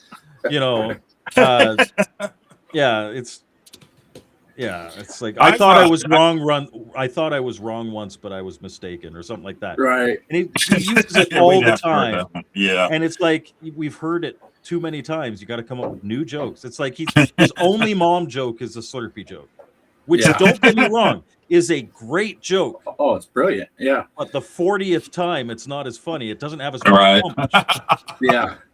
Speaking of old jokes, I heard a joke, and I'm sure you guys have heard it in some variation because there's, but I saw it on a video. So I took it to one of the girls at work. And the funny part is how it was received and how I had it. It's the old, what's the difference between an enzyme and a hormone? And the way it was worded there is you can't hear an enzyme. Yeah. And she just looked at me totally blank. I'm like, because you can hear a hormone. She's just totally blank. I had to break it down by syllable because you can hear a hormone. Oh my gosh. I get like, those old jokes like that, like the I, then spell map and say ness. My brother and my buddy, we did that to a neighbor's grandson when he was visiting for the summer, and he was just young, so he didn't get it at all. He's like, I mapness. We're trying to get him to say, I am a penis. Yeah. It didn't work on him, but it worked on Casey live because I knew Casey would read everything right up. So I did screen capture that, and I was going to do a fake interview where it's like, I'm interviewing Casey now, and every answer of his was going to be, I am a penis. And then he laughs, It's like, but no, I'll leave Casey alone. The other one we used to do. Remember those little Dixie cups that you had like for rinsing your mouth after you brush your teeth or something. But my Dixie wrecked. Yeah. Yeah. Yeah. What was that one? I got my dad had gotten remarried. I love that creep. I love that joke. When I got separated from my ex-wife and I started dating, I was talking to this one girl and she's like, you got to give me a memorable hello or whatever. So I was like, okay, I'm going to take a chance. What's the difference between jam and jelly? I can't jelly my dick into your ass, right? and it was just like, oh, one message, my message, God, and then followed by you have my attention. We went on a few dates. It actually worked. Yeah. Well, it's funny when after the experience of telling the girl at work the hormone joke, then Shelby, my daughter, came. She actually stayed at the hotel last night because she had a function in town, and she came down. So I said, well, let me see what your reaction. And I said, what's the difference between an enzyme and a hormone? And she was just like instantly, because she knows me too well. She'd listen. What's she moaning about? It's like, so she knew where it was going. And, yeah. This is a hormone, not a bitch moan. Yeah. This is a good moan. Yeah. Right. But yeah, she knows where my jokes are coming from. But yeah. Now Shelby told a joke, and I don't know if you guys have heard this one. It's fairly long, but not too long.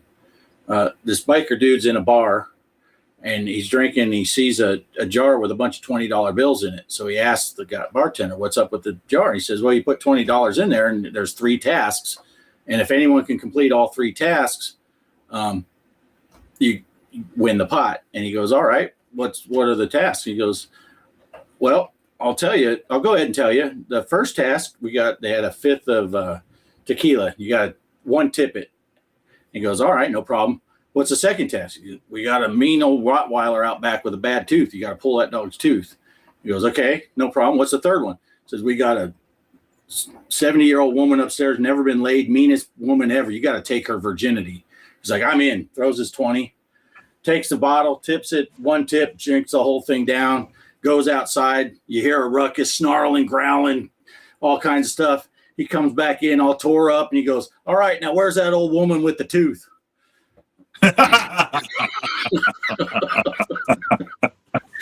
My daughter told me that joke. One of my favorites is this guy driving down the road, and he sees a sign for a diner. He's a little hungry, so he's been looking, and it says hot dogs $2, hamburgers $3, chicken burgers $5, hand jobs $50. And so curiosity hits him. He pulls in and he walks into the diner, and he sees this gorgeous woman behind the bar and a whole pile of guys at the counter that clearly look satisfied with their service. And he goes up and he's like to the lady behind the counter. He's like, "Are you the one that gives the hand jobs?" She looks at him sultry and says, "Yes." He's like, "Good, wash your hands. I want a hamburger." Nice. Yeah.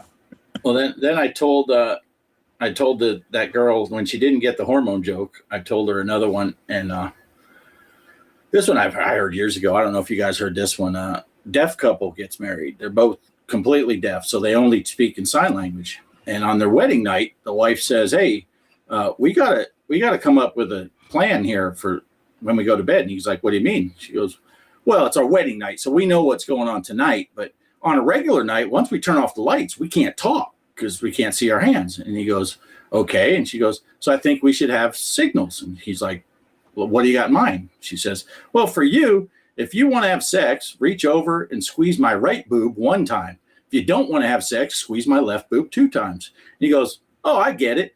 And for you, if you want to have sex, you reach over and pull on my penis 1 time. And if you don't want to have sex, pull on my penis 100 times.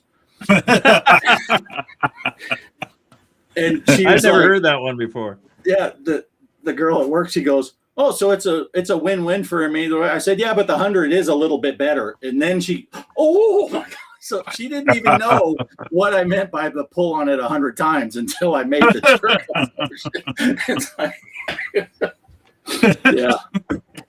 This isn't a sexy one, but it's a fun one. Okay. There's this guy. He's having a coffee, and he looks out in the street, and there's the strangest funeral procession he's ever seen. There's a hearse, and then about 20 feet behind it, there's another hearse. Then about 20 feet behind that, there's a man walking a dog. And then about 10 feet behind him, there's 100 men in a straight line following. It's the weirdest funeral procession he's ever seen. So he goes up, and he finally gathers the courage. He walks up into the procession to the guy walking the dog. And he's like, what's going on here? It's like, "Well, my wife got mad at me one night, and she was yelling at me, and she started physically attacking me. And my dog here, seeing that I was being attacked, jumped, grabbed her by the throat, ripped it out. She was dead almost instantly." And he's like, oh, I'm really sorry to hear that. What's with the second hearse, though? He's like, "Well, my mother-in-law was there too, and she tried to jump in to defend my wife. And the dog saw that and and jumped and attacked her too and killed her. And there was an awkward silence between them for a while. And he's like, oh, can I borrow your dog? And the guy says, yeah, but you'll have to get in line. Nice. Nice. Okay. Creeper's got one here. Okay. Drunk dude in line at the store. Lady in front of him has simple things like milk, eggs, and butter. He said, "You're single, aren't you?" She doesn't think anything weird about her stuff. Is there more? Am I missing it? Is it about milk, eggs, and butter? I don't know. I don't know. I think it's about the whole single thing. I don't know. Now I feel like the girl at work. I'm missing this one. Yeah. Hormone. Maybe we got to say it slower. Yeah, I think I know I remember the punchline of this one.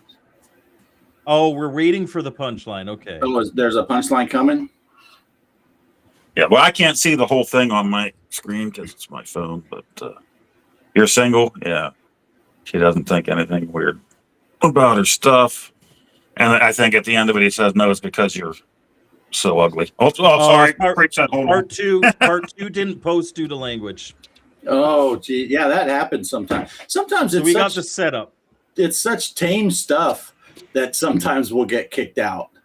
And I noticed because I watch all the live streams on my TV, but I have it on my phone to chat. Yeah. And I can tell because I'll have the chat on the TV also. And I'll type something. And I've noticed in Megan's chat, it won't show up. Sometimes. Yeah, I'm like, dang it, that was relatively tame what I said there. Yeah, yeah. Okay, sorry, Poe got it. What is it? What is it, Poe? You know, she thinks it's because how can you tell from all of this stuff? And he says, no, it's because you're so freaking ugly. That's why he knows she's single. Oh, I got it. Nice. Yeah. It's funny.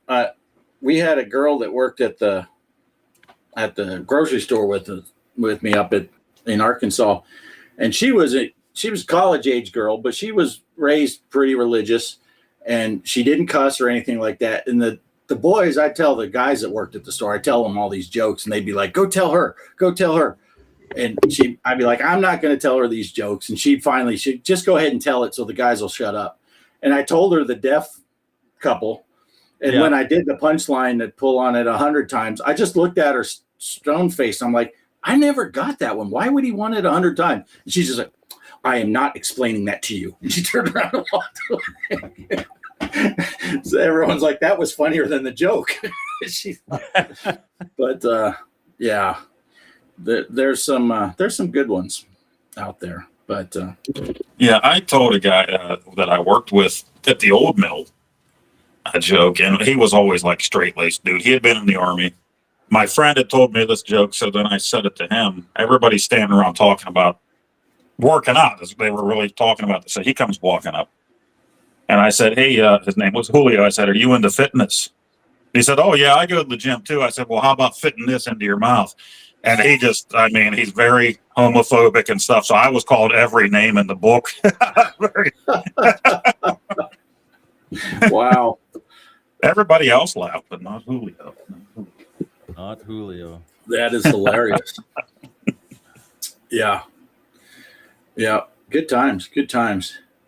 And yeah, somewhere up there, I think it was Gamer Effects. He brought up Last Starfighter. I guess we were talking about movies. I love that movie. Yeah. He said that's a great movie from the 80s. Yeah. That was a great movie. Yeah. And I used to watch movies like no other. There was a time where movies were my life. Well, I was a film student, right? So, and that's become my career. Not necessarily just film, but like film, television, video production stuff. And yeah, and that's why, like, when you said you like watching the reactions, I love watching reactions, particularly to really good movies that I know not everybody has seen, Mhm. and just like, and just seeing if they like get certain scenes. It's like, did you get the extra little meaning in the Yeah. But how frustrating is it when they don't even show the scene?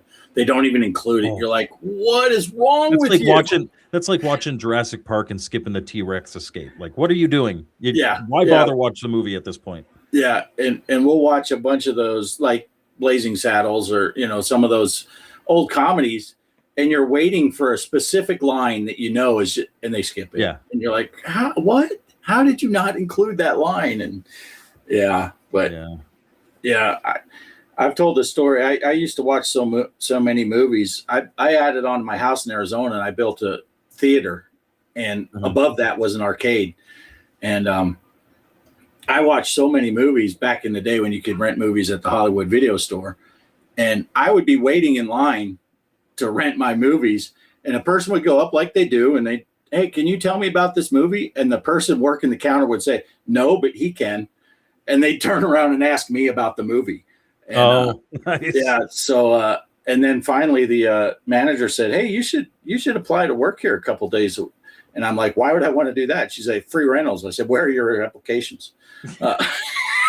So I worked there 2 days a week for like a year. And on Thursdays, we'd get the deliveries for next Tuesday's releases. And I'd go home we were only supposed to take, as employees, 3 movies home at a time. She'd like, if you're going to watch them, take as many home as you want. And she always had me work Tuesday, the new release day, because I would go home with 20 movies and watch them all throughout the weekend and come in. Any of those movies that came out that week, people be like, what can you tell me about that movie? And I just, and now my brain doesn't work, so it all blends together. And I'm asking, hey, did we see that movie? She's like, we just watched that last month. I'm like, son of a. Yeah. But yeah. It's pretty good. Creep likes reaction flicks so much. I especially had an addiction to compilation of chicks reacting to Order 66 for the first time. Yeah. Yeah. Some of those are fun when they have the reaction compilations of just key scenes. Like, yeah. And you're like, wow. Yeah. And now with the big, Artemis just went up and back, and they came back from going around the moon. I don't know. Have you ever watched? I'm sure you watched Apollo 13, right, with Tom Hanks. Yes, of course. Yeah. Did you ever see the DVD commentary with Jim Lovell? Yes, I did. That is my favorite commentary of all time, and it's from little stuff down to I remember that we had all the Corvettes, but mine wasn't that color. To what I really liked was when they did this, when they're doing the scene where the two guys are arguing. Like Bill Paxton's blaming Kevin Bacon for stirring the tanks and stuff. And they're kind of arguing all that. And he's like, that never happened. We never turned on each other. Like, that's movie drama. And then, I mean, you have to put something like that in. Something like that in there. And so you take historical films with a grain of salt. One of my big things, and I don't mind, is like they'll combine characters, because otherwise you just have like 100 characters. So they'll combine what this person did and this person did and this person did all into just this person. Yeah. And they'll shorten things. Like Saving Private Ryan makes it look like the D-Day landings were 30 minutes. Right. Like by the end of the day, they didn't even have Pointe du Hoc. Like my son and I went to France 2 years ago now, and we went to all the D-Day beaches and Pointe du Hoc, where they had to scale the cliffs and go up there. By the end of day one, Omaha Beach wasn't completely clear. Like they were off the beach, but they weren't, like they didn't have a big, strong beachhead. And Pointe du Hoc, there were still SS divisions sitting in there. Like they were like 2 bunkers over that way. But if you watch Saving Private Ryan and you take it at face value, you're like, 30 minutes, they cleared it and were able to move inland. Yeah. That's the thing. As brutal as that opening is to that movie, it's not even close to how bad it really was. Oh yeah, it's crazy. Well, I think so like I'm a huge history guy, and so I think where things like Saving Private Ryan do it right is, yes, it condenses it all down and all that, but it gives you a good feel. Like the feeling is authentic. Yeah, and it puts you in that perspective. Not every, like one of the things famously wrong about Saving Private Ryan is those anti-sea, like the big steel beams or wooden logs or whatever that are up there, they're pointed out to sea. They're supposed to be pointed inwards because the idea was a ship coming, like landing craft would. Sorry, let's do it this way. Landing craft would come, go up, and then tip over, as opposed to just bump into it and then be like, okay, we'll go around it. Right. So there's little things like that, but the atmosphere is entirely right. It's like Kingdom of Heaven. I don't know if you've seen that series on Netflix. Loved Kingdom of Heaven. And it takes place during like Alfred the Great and the Vikings taking over, or not Kingdom of Heaven. Sorry, Last Kingdom. Oh. And it's, fictional character within a historical setting. And yes, like almost everything in this, aside from the grand scheme of things, is fictional, but it is portrayed in a very authentic feeling way. And so like that's all I ask from my historical movies. Not everything has to be Tora or Waterloo, where it's like exact, like this is exactly what happened at this time, and this is exactly what this person said. You can do a completely fictional, like Das Boot is probably my favorite film of all time, and it is an entirely fictional story. U571 did exist, but all the characters are fictional. Right. The mission is fictional. The story is fictional, but it is probably the most authentic. It's an amazing movie. Yeah, it's absolutely incredible, and it's all inside. Like you feel claustrophobic with them.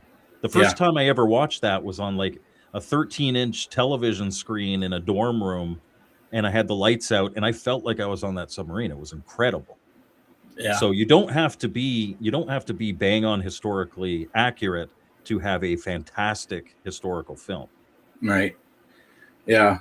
Now, for me, if you want to talk submarine movies, I always go to The Hunt for Red October, mostly because I was in the Navy and I tracked submarines for a living when that movie hit. And watching... And you really believe that a Russian captain had a Scottish accent? That's right. That's the most accurate part of that movie. No, what's funny is when we're listening to them talk about some of the gear on the submarine, and we're like, a bunch of us were listening to stuff and we're like, that's borderline. And Tom Clancy's known for it's borderline classified information. Yes. And it's like, he's getting really close here to some of this stuff, but it was fun to watch. We all of us that track submarine, all of my shipmates there, we all went together and we're watching this movie and seeing how some of the stuff played out and how good it was. But I still say, in that movie, the Dallas is the big hero, right? Jonesy's the sonar guy on the Dallas. The following year, I was deployed to Rota, Spain, and we were tracking a Russian submarine from the air. I flew in P3s, and there was an American submarine that was trailing him, and they lost contact, and they popped up and asked us the relative bearing and range to the Russian submarine, and it was the Dallas. They had to ask us where the submarine, and if you caught that, they were trailing them. Yes. Optimal position to be in to track another submarine, directly behind their screws, and they lost contact. Yeah. So, my son, when I told you Jason was in the Navy too, I told you after he made his mom joke to you, he was, and he was in submarines, but he knows not to. He's like, yeah, I'm not going to get into that argument. Who's better at tracking submarines, P3s or submarines? Because we know the real answer. It was the P3s. But so for me, whenever I watch Red October, it brings me back to that time, when I was in the Navy, and that's what we did for a living, was tracking submarines, and it's fun. But I remember reading an interview with Tom Clancy, and like apparently after multiple of his books, he had people from the military be like, "How did you know?" And he's like, "Well, it just made sense. Like nobody told me.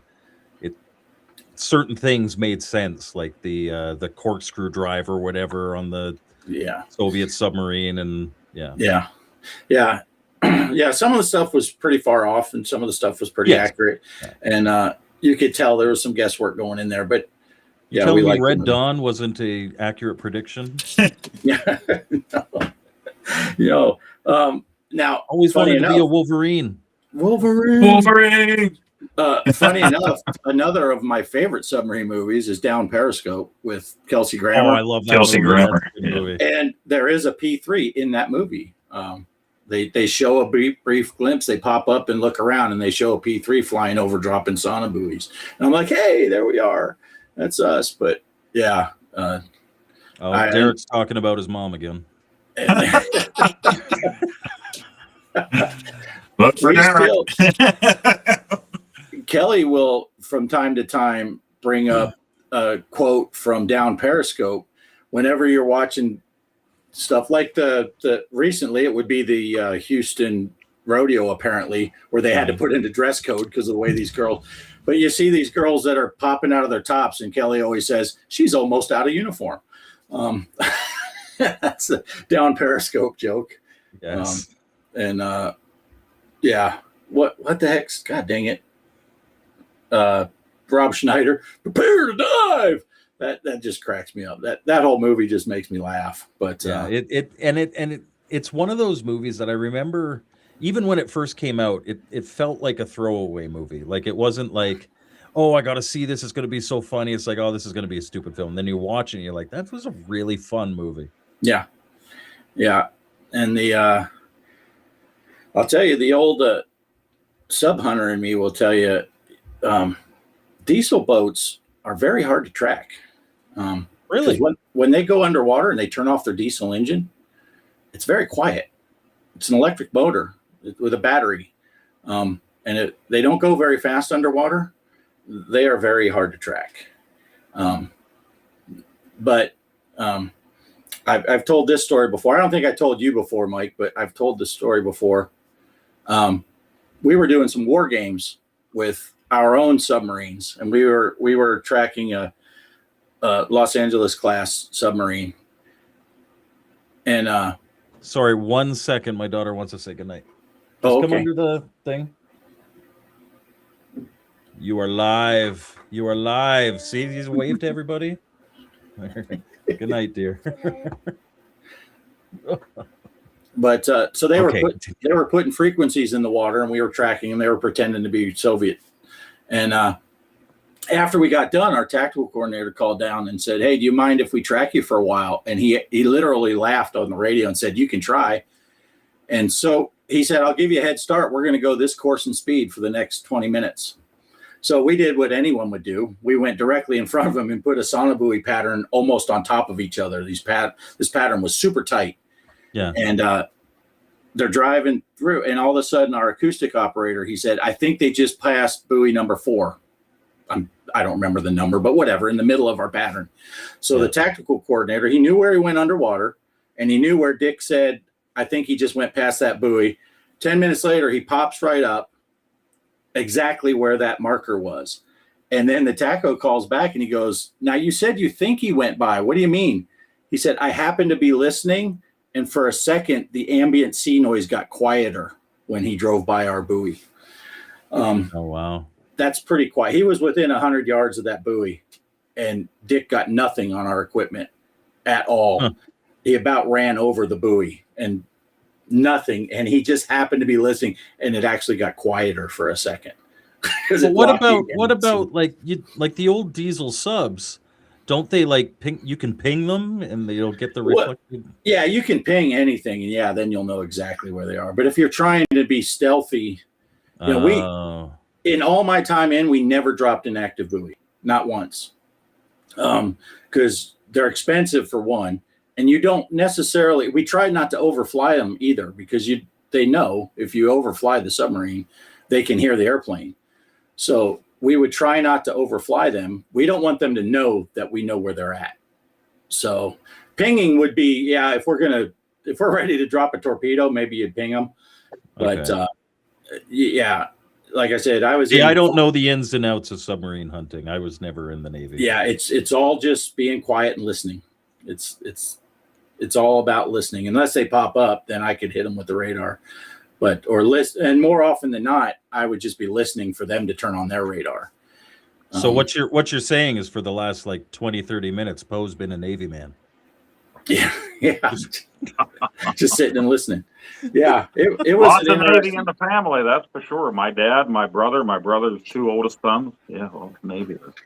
Yeah, I used to know so much about the Soviet Navy. It's sickening. We could get painted by a radar, and I could look at the carrier frequency, the pulse width, how long the pulse was on, and how long the gap was between there, and I could tell you every missile system on that boat with its range, whether it's a surface-to-air missile, surface-to-surface, just off of 3 numbers.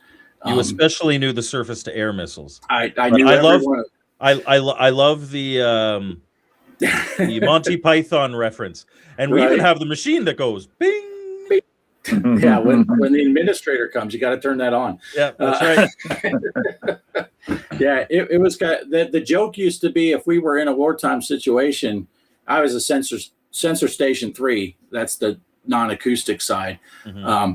If you ever saw me jump up and throw a parachute on, you should follow me because I know someone's locked onto us and we're about to go down. But yeah, good times. Now it seems crazy to think that 30 years ago I used to fly around tracking submarines. Your mom always had a parachute on. Sorry. She was always going down in a hurry, I'll tell you that. That's right. And I got to give the Canadian Navy props. Now, I was enlisted. All of our sensor operators, the 2 acoustic guys and I was the non-acoustic, we were enlisted.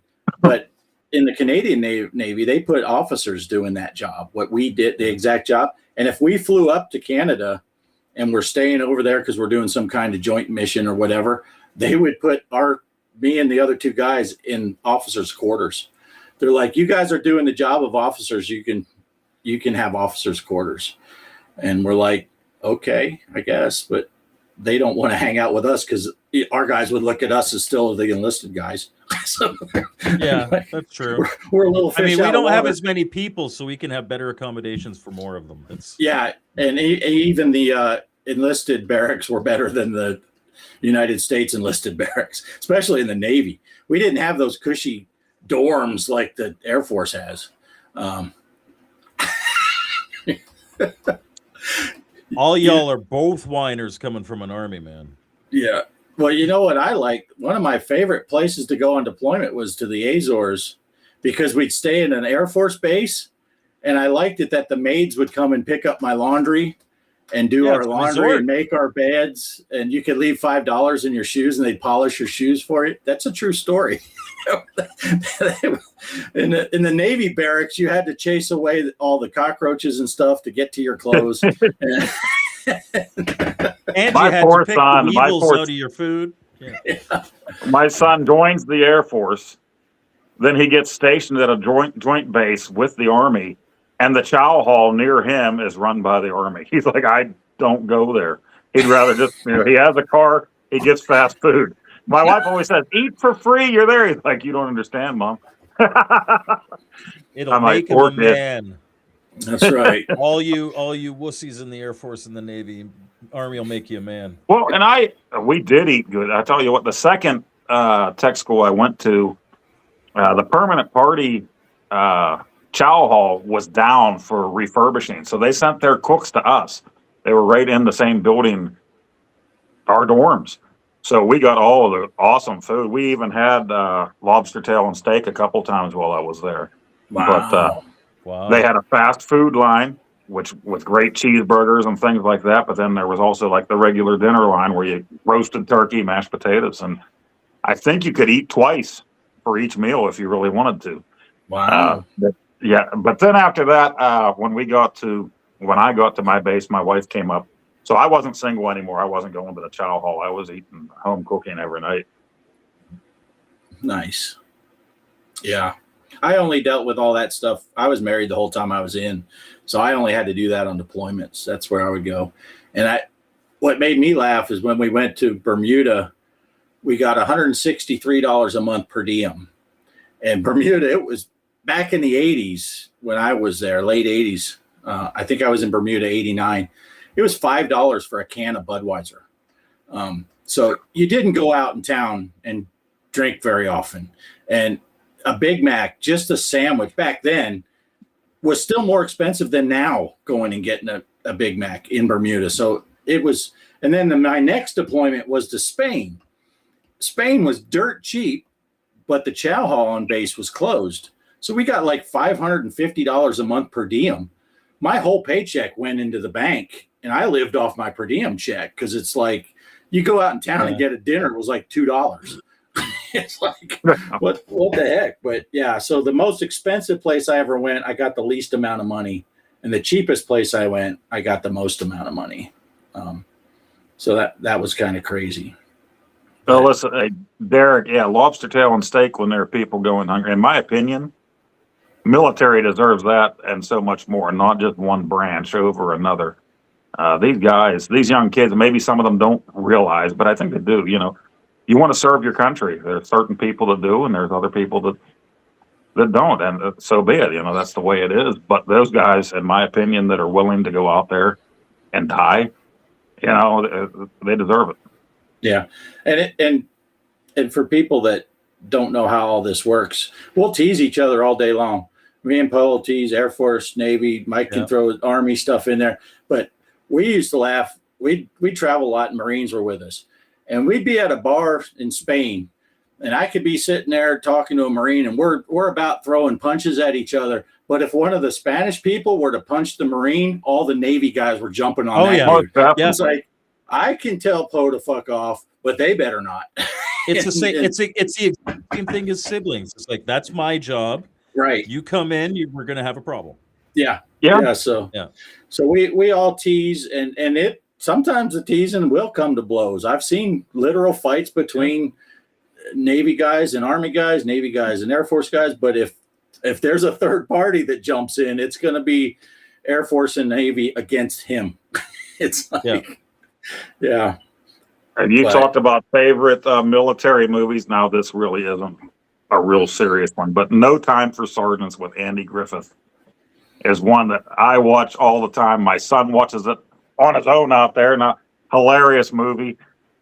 You haven't checked that one out. It's not going to be a serious war movie. It's just Andy Griffith. He's the hayseed, and Chuck's calling you out. The green screen is AI. It is. It's a green screen of a green screen. That's right. His regular green screen is hidden behind that AI green screen. That's right. I've keyed this in. Actually, the reason it looks like that is because I tried to, like, on the edges. I installed like a big heavy duty curtain rod along the top of my room here. So whenever I need a green screen, I could just throw it up there and clip it on the clamp. But what I did, because I wanted to try to circle it for doing the voiceovers, is I pulled it around, so it's actually clipped further forward, and that's why it looks all bowed. And yeah, because if you're actually doing green screen, you want it as flat as possible.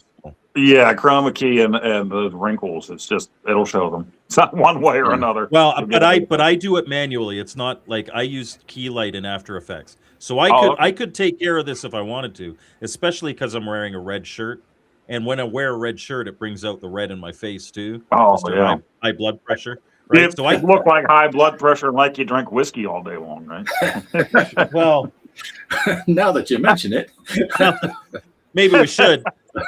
But this would actually key you really well, despite the folds. But if I was wearing anything that reflected that green color at all, I would have a lot of issue trying to get all these different greens out.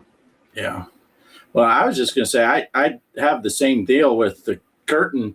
I try to get a curtain pulled all the way around when I'm with your mom, because I don't want anyone to see that I'm with her. You need a damn big curtain, man. Power to you. Yeah.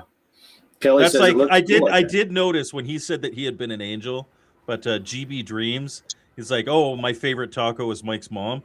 Like, oh, fish tacos.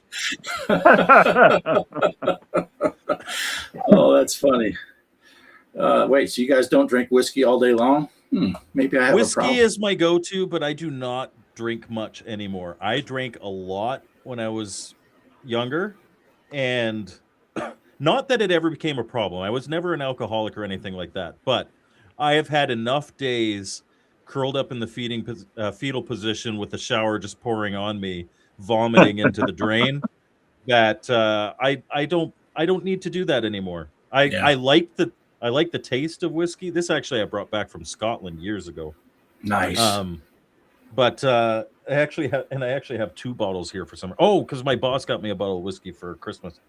But yeah, whiskey is my favorite, and I will a couple times a week have a glass, and just like maybe a shot or a double at night, and that's it. I don't need anything more. I don't have anything to prove when it comes to alcohol. Right. Although that was a really good taste. Well, I heard I can't remember who the guy was, but I heard a famous guy said something. Wine is fine, but whiskey's quicker. I can't remember that guy, but yeah. I'm not a big wine guy. It's all right. Yeah, but me either. I don't like it. Kelly has some wines that she likes. I've never found one that I like. There's a couple that I can tolerate, but when I met my current wife, she was all about the wine, and I somehow got her on the whiskey. She drinks my whiskey now. I'm like, no, drink your wine. yeah. Was it wine or was it champagne and Meet the Fockers? He goes into the convenience store and he says that he wants the most expensive bottle. And the guy says, we have Moms. It's like dirt cheap. He's like, don't you have something more expensive? And the guy says, you can buy a bunch of Moms. Nice. Yeah. I mean, the jokes write themselves. DJC knows could he possibly be a TurboGrafx banana that would go shot for shot with me? Oh, perhaps. Back in the day, I would have done that, no problem. Like I said, I drank back in the day, but nowadays, like, that's a good whiskey. That's not Jack. I'm not down in a bottle of Jack just to go shot with you. Yeah, I stopped drinking for the most part a bunch of years back, just because, like you said, the next morning's not as fun anymore. And yeah. It gets less fun the older you get. Yeah, right. I know, like, because last week on Casey's show, DJC was on, and in case you didn't watch, DJC is usually a very vibrant, outgoing, like he's a great on-screen personality. He wasn't necessarily on that stream, and it's because he had been pounding them the night before. And he was still feeling it. Yeah, I think. Yeah, at one point he said, "Yeah, he was literally still feeling." Yeah. Hey, Operation Shutdown's here. Yes, and when I hit 10,000 subscribers, I need a full whiskey bottle live stream. You know what? We got 3.98 thousand or 3.96 to go. Sure, we'll do a whiskey stream at 10,000 subs. I don't think that's happening anytime soon. Yeah. Yeah, I was just talking to one of the girls at work today. There's a couple from India that they do housekeeping at the Holiday Inn, and whenever they find, like, if someone leaves a 6-pack of beer in their fridge, they'll come down and they'll give it to me, and I'll say, well, I don't really drink anymore, but Kelly every once in a while will drink a beer or two. And at one point we had like 30 beers in our fridge because they were supplying us way faster than we would drink them, and it's like.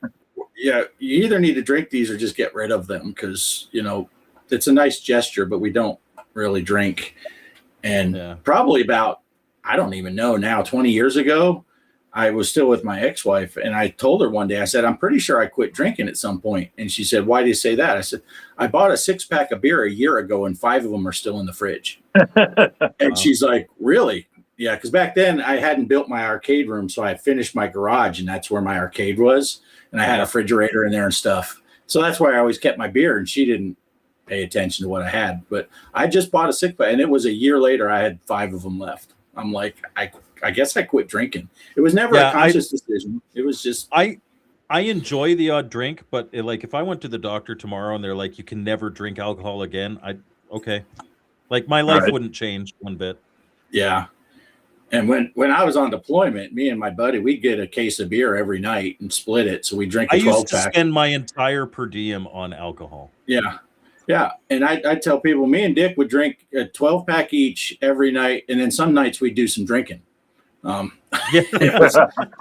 was just a day. And then I'd come back from deployment. Like you said, I never had a drinking problem.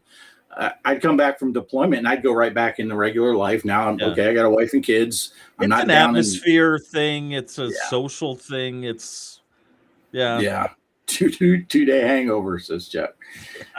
I can't do that anymore, man. I got 3 kids. I got a wife. I've got.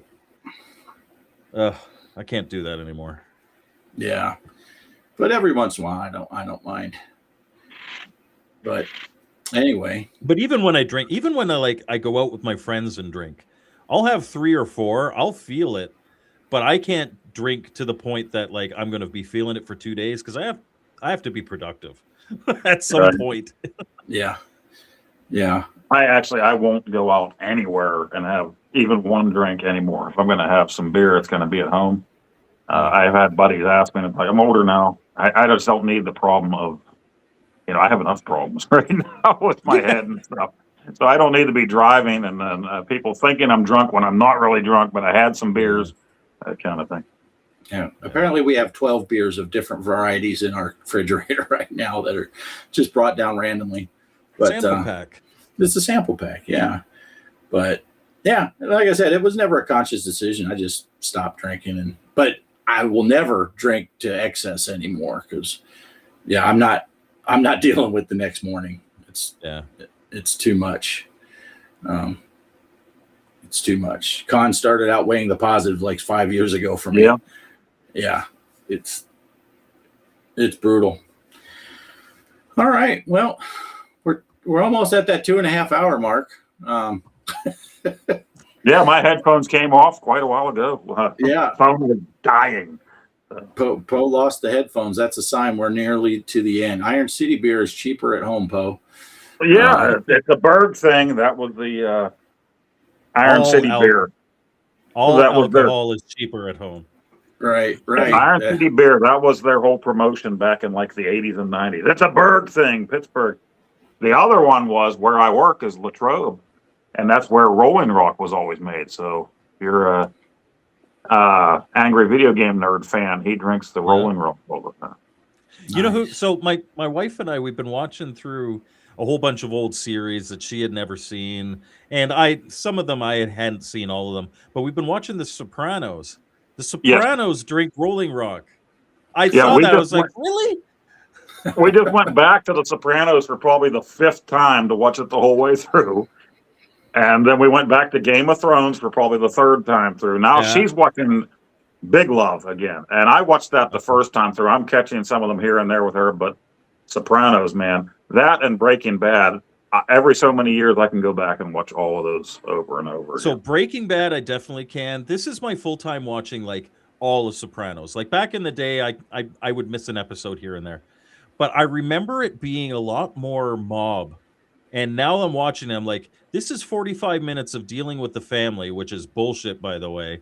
And then 10 minutes of some mob stuff. Give me more mob stuff. Like Meadow, and especially now as a parent of children that are this age, Meadow pisses me off. AJ pissed me off too. And AJ is pissing me off. We're right at the end of season 5 right now. We've got like the last episode of season 5, and then we got season 6. But like AJ was really getting on me. But the way that Meadow would talk to her mom, because like the biggest thing, you want to piss me off. Like, I don't care what you say to me. And all my kids listen to me because I'm a dude. I'm more intimidating than my wife. And even my ex-wife, like it was the same thing back then. Like she'd tell them 5 times and I'd tell them once and they'd go do it. But you disrespect your mom, that pisses me off. You want to see me angry? That's the only thing that gets back me to your mom. Yeah. But AJ and some of the stuff he was doing, which applies to some people now, a lot of people now, it's like, oh, what's the point? I can't do it. And then Tony just snapping because he didn't come from that. Yep. It's just like, he just starts breaking and smashing everything. It's like, you feel it. You feel it. Yeah. Yeah. But that show and Breaking Bad are ones that started long before we started watching them, but we started watching them before they ended. So we then watched a ton of them, and then we got up to like the final 2 seasons and had to wait for each episode. So just love both of them. Yeah. Yeah. Breaking Bad. I mean, Walter White. You don't want him to be Breaking the Bad bad is guy. one of the greatest television shows, and it never got bad.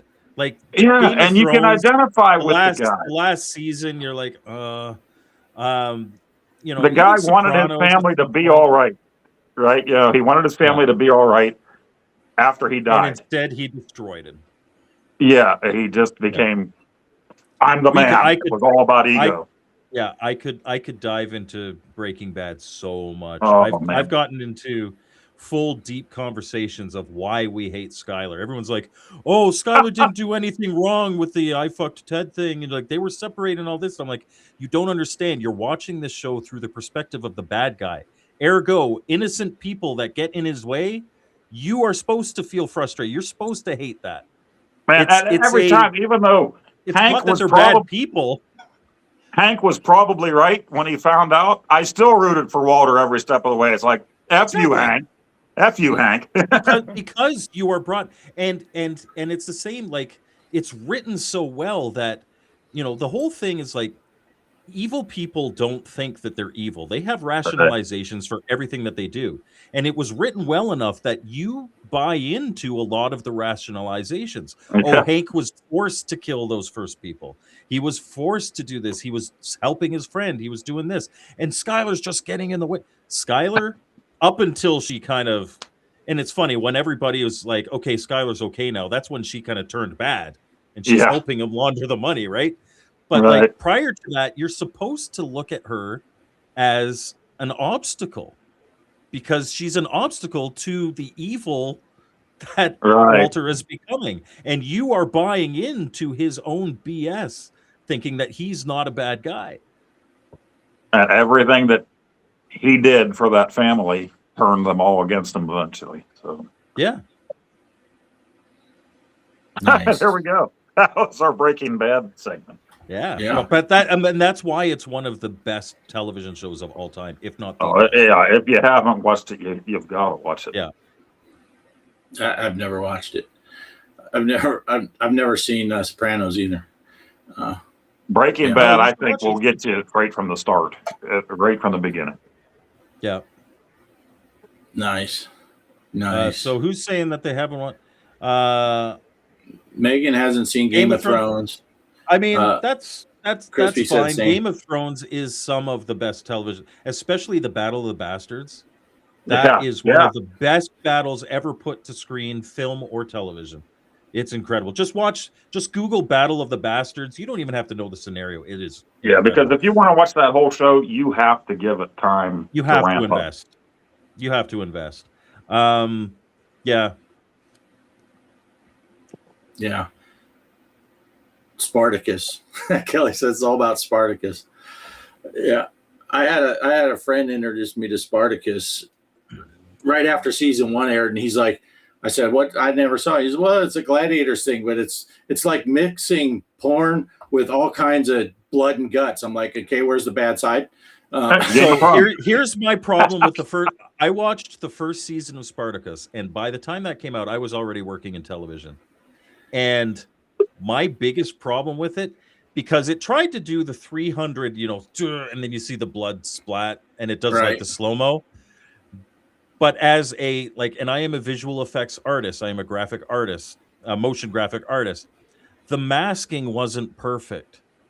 Right. And it drove me absolutely insane that it was sloppy work.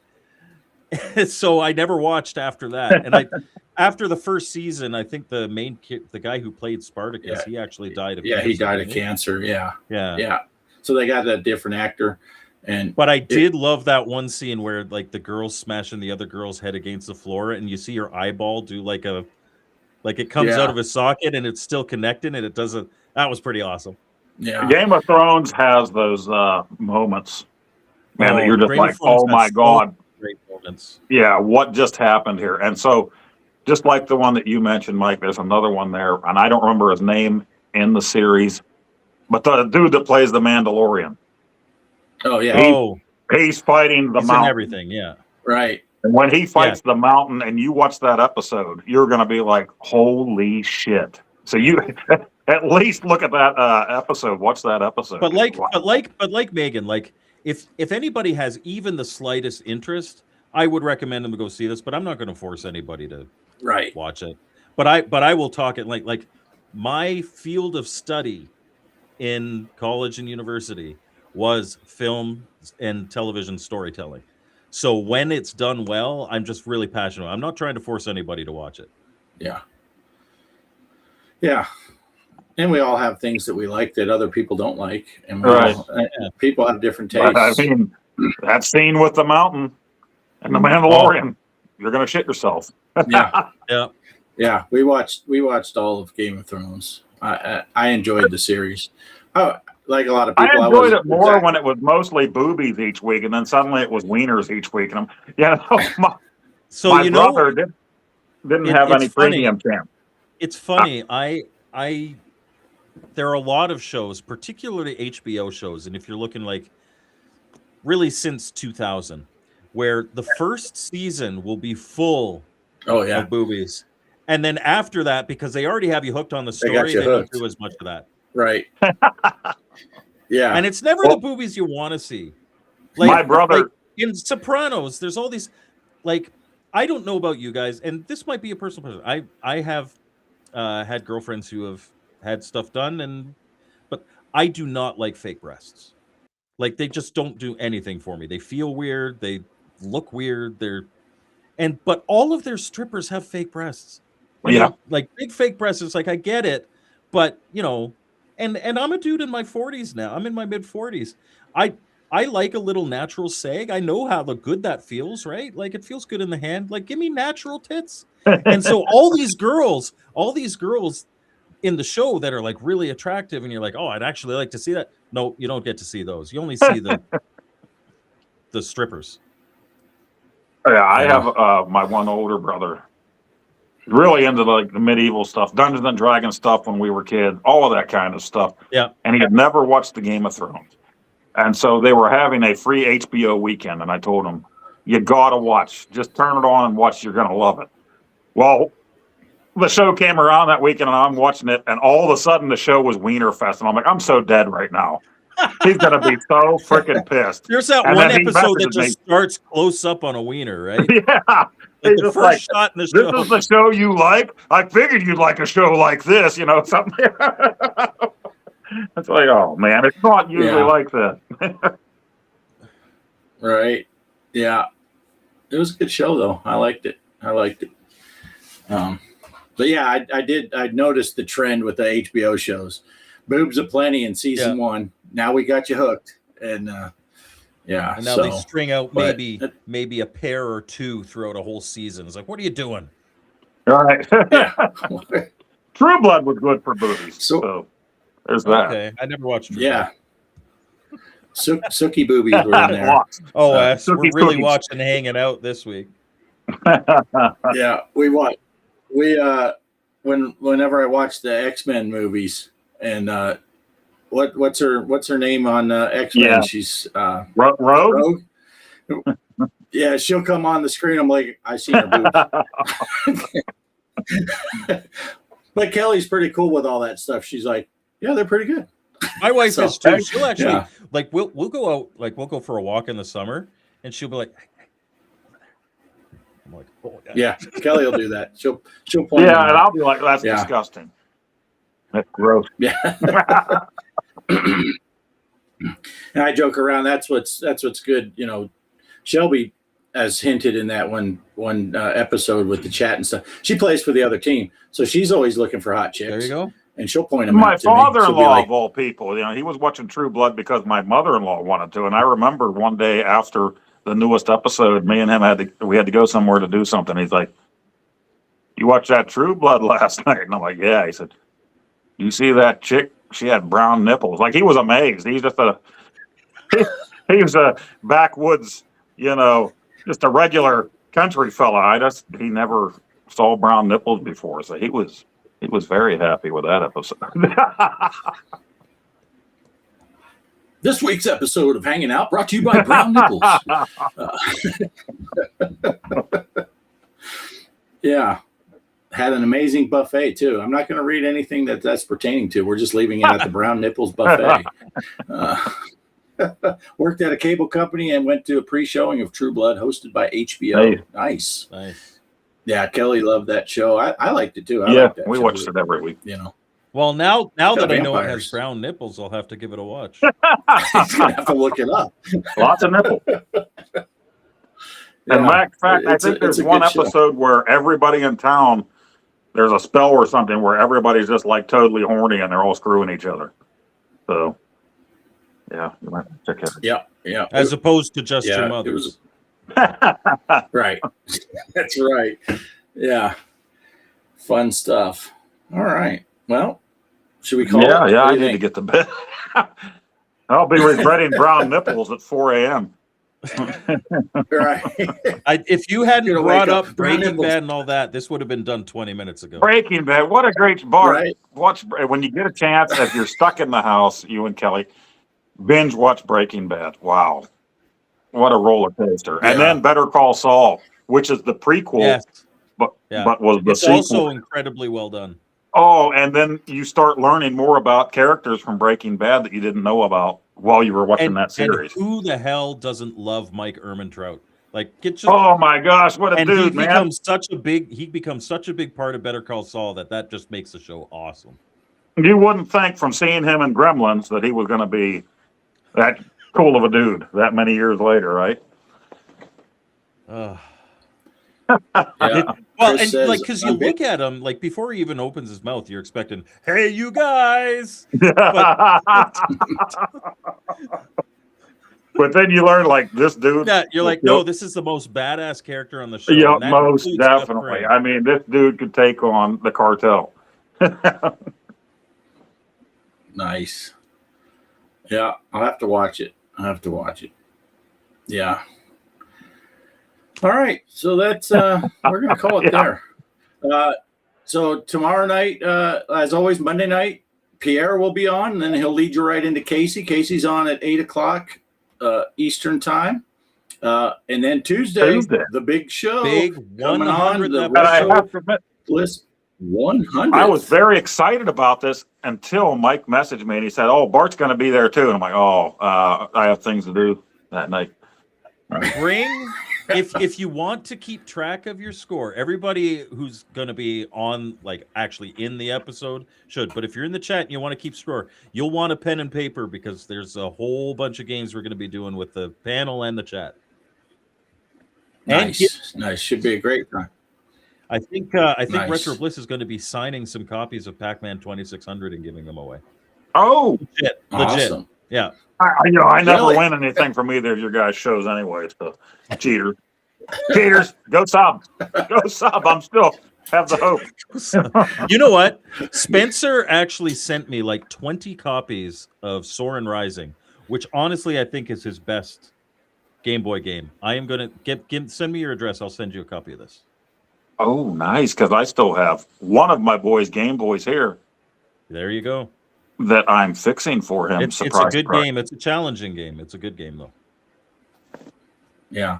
Oh, and Mike, I wanted to say before we go, since you're doing that testing with the AF2, and you let them know if you need someone to play who really sucks at it to get their opinion. Okay.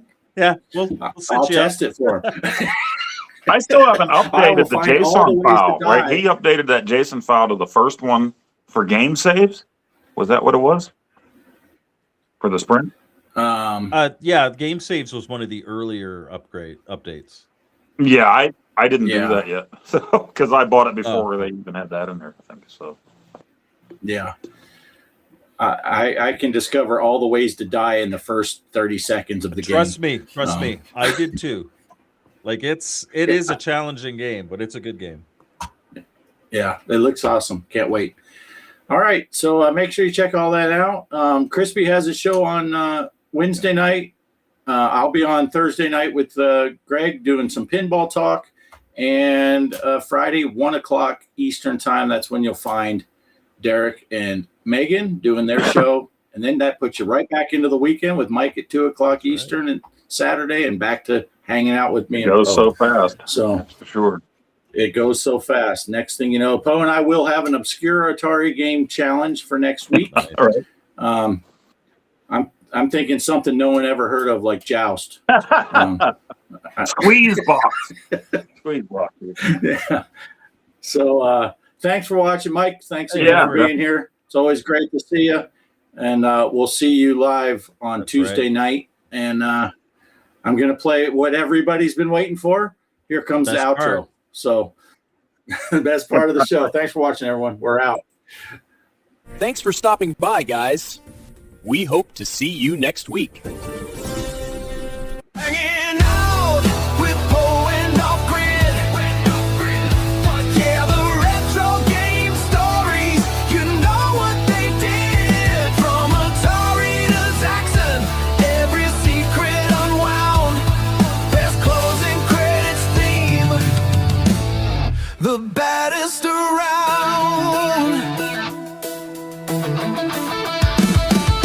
Flippers are flapping. The high scores in sight. Talking on consoles, day in and day out. Through the night, every button pressed, every cartridge blown clean. Reliving the glory on a glowing screen. Hanging out with Poe and Offgrid. Yeah, the retro game stories. You know what they did. From Atari to Zaxxon, every secret unwound. Best closing credits theme. The baddest around. No cheat codes needed, just passion and fun. For every true gamer till the podcast is done.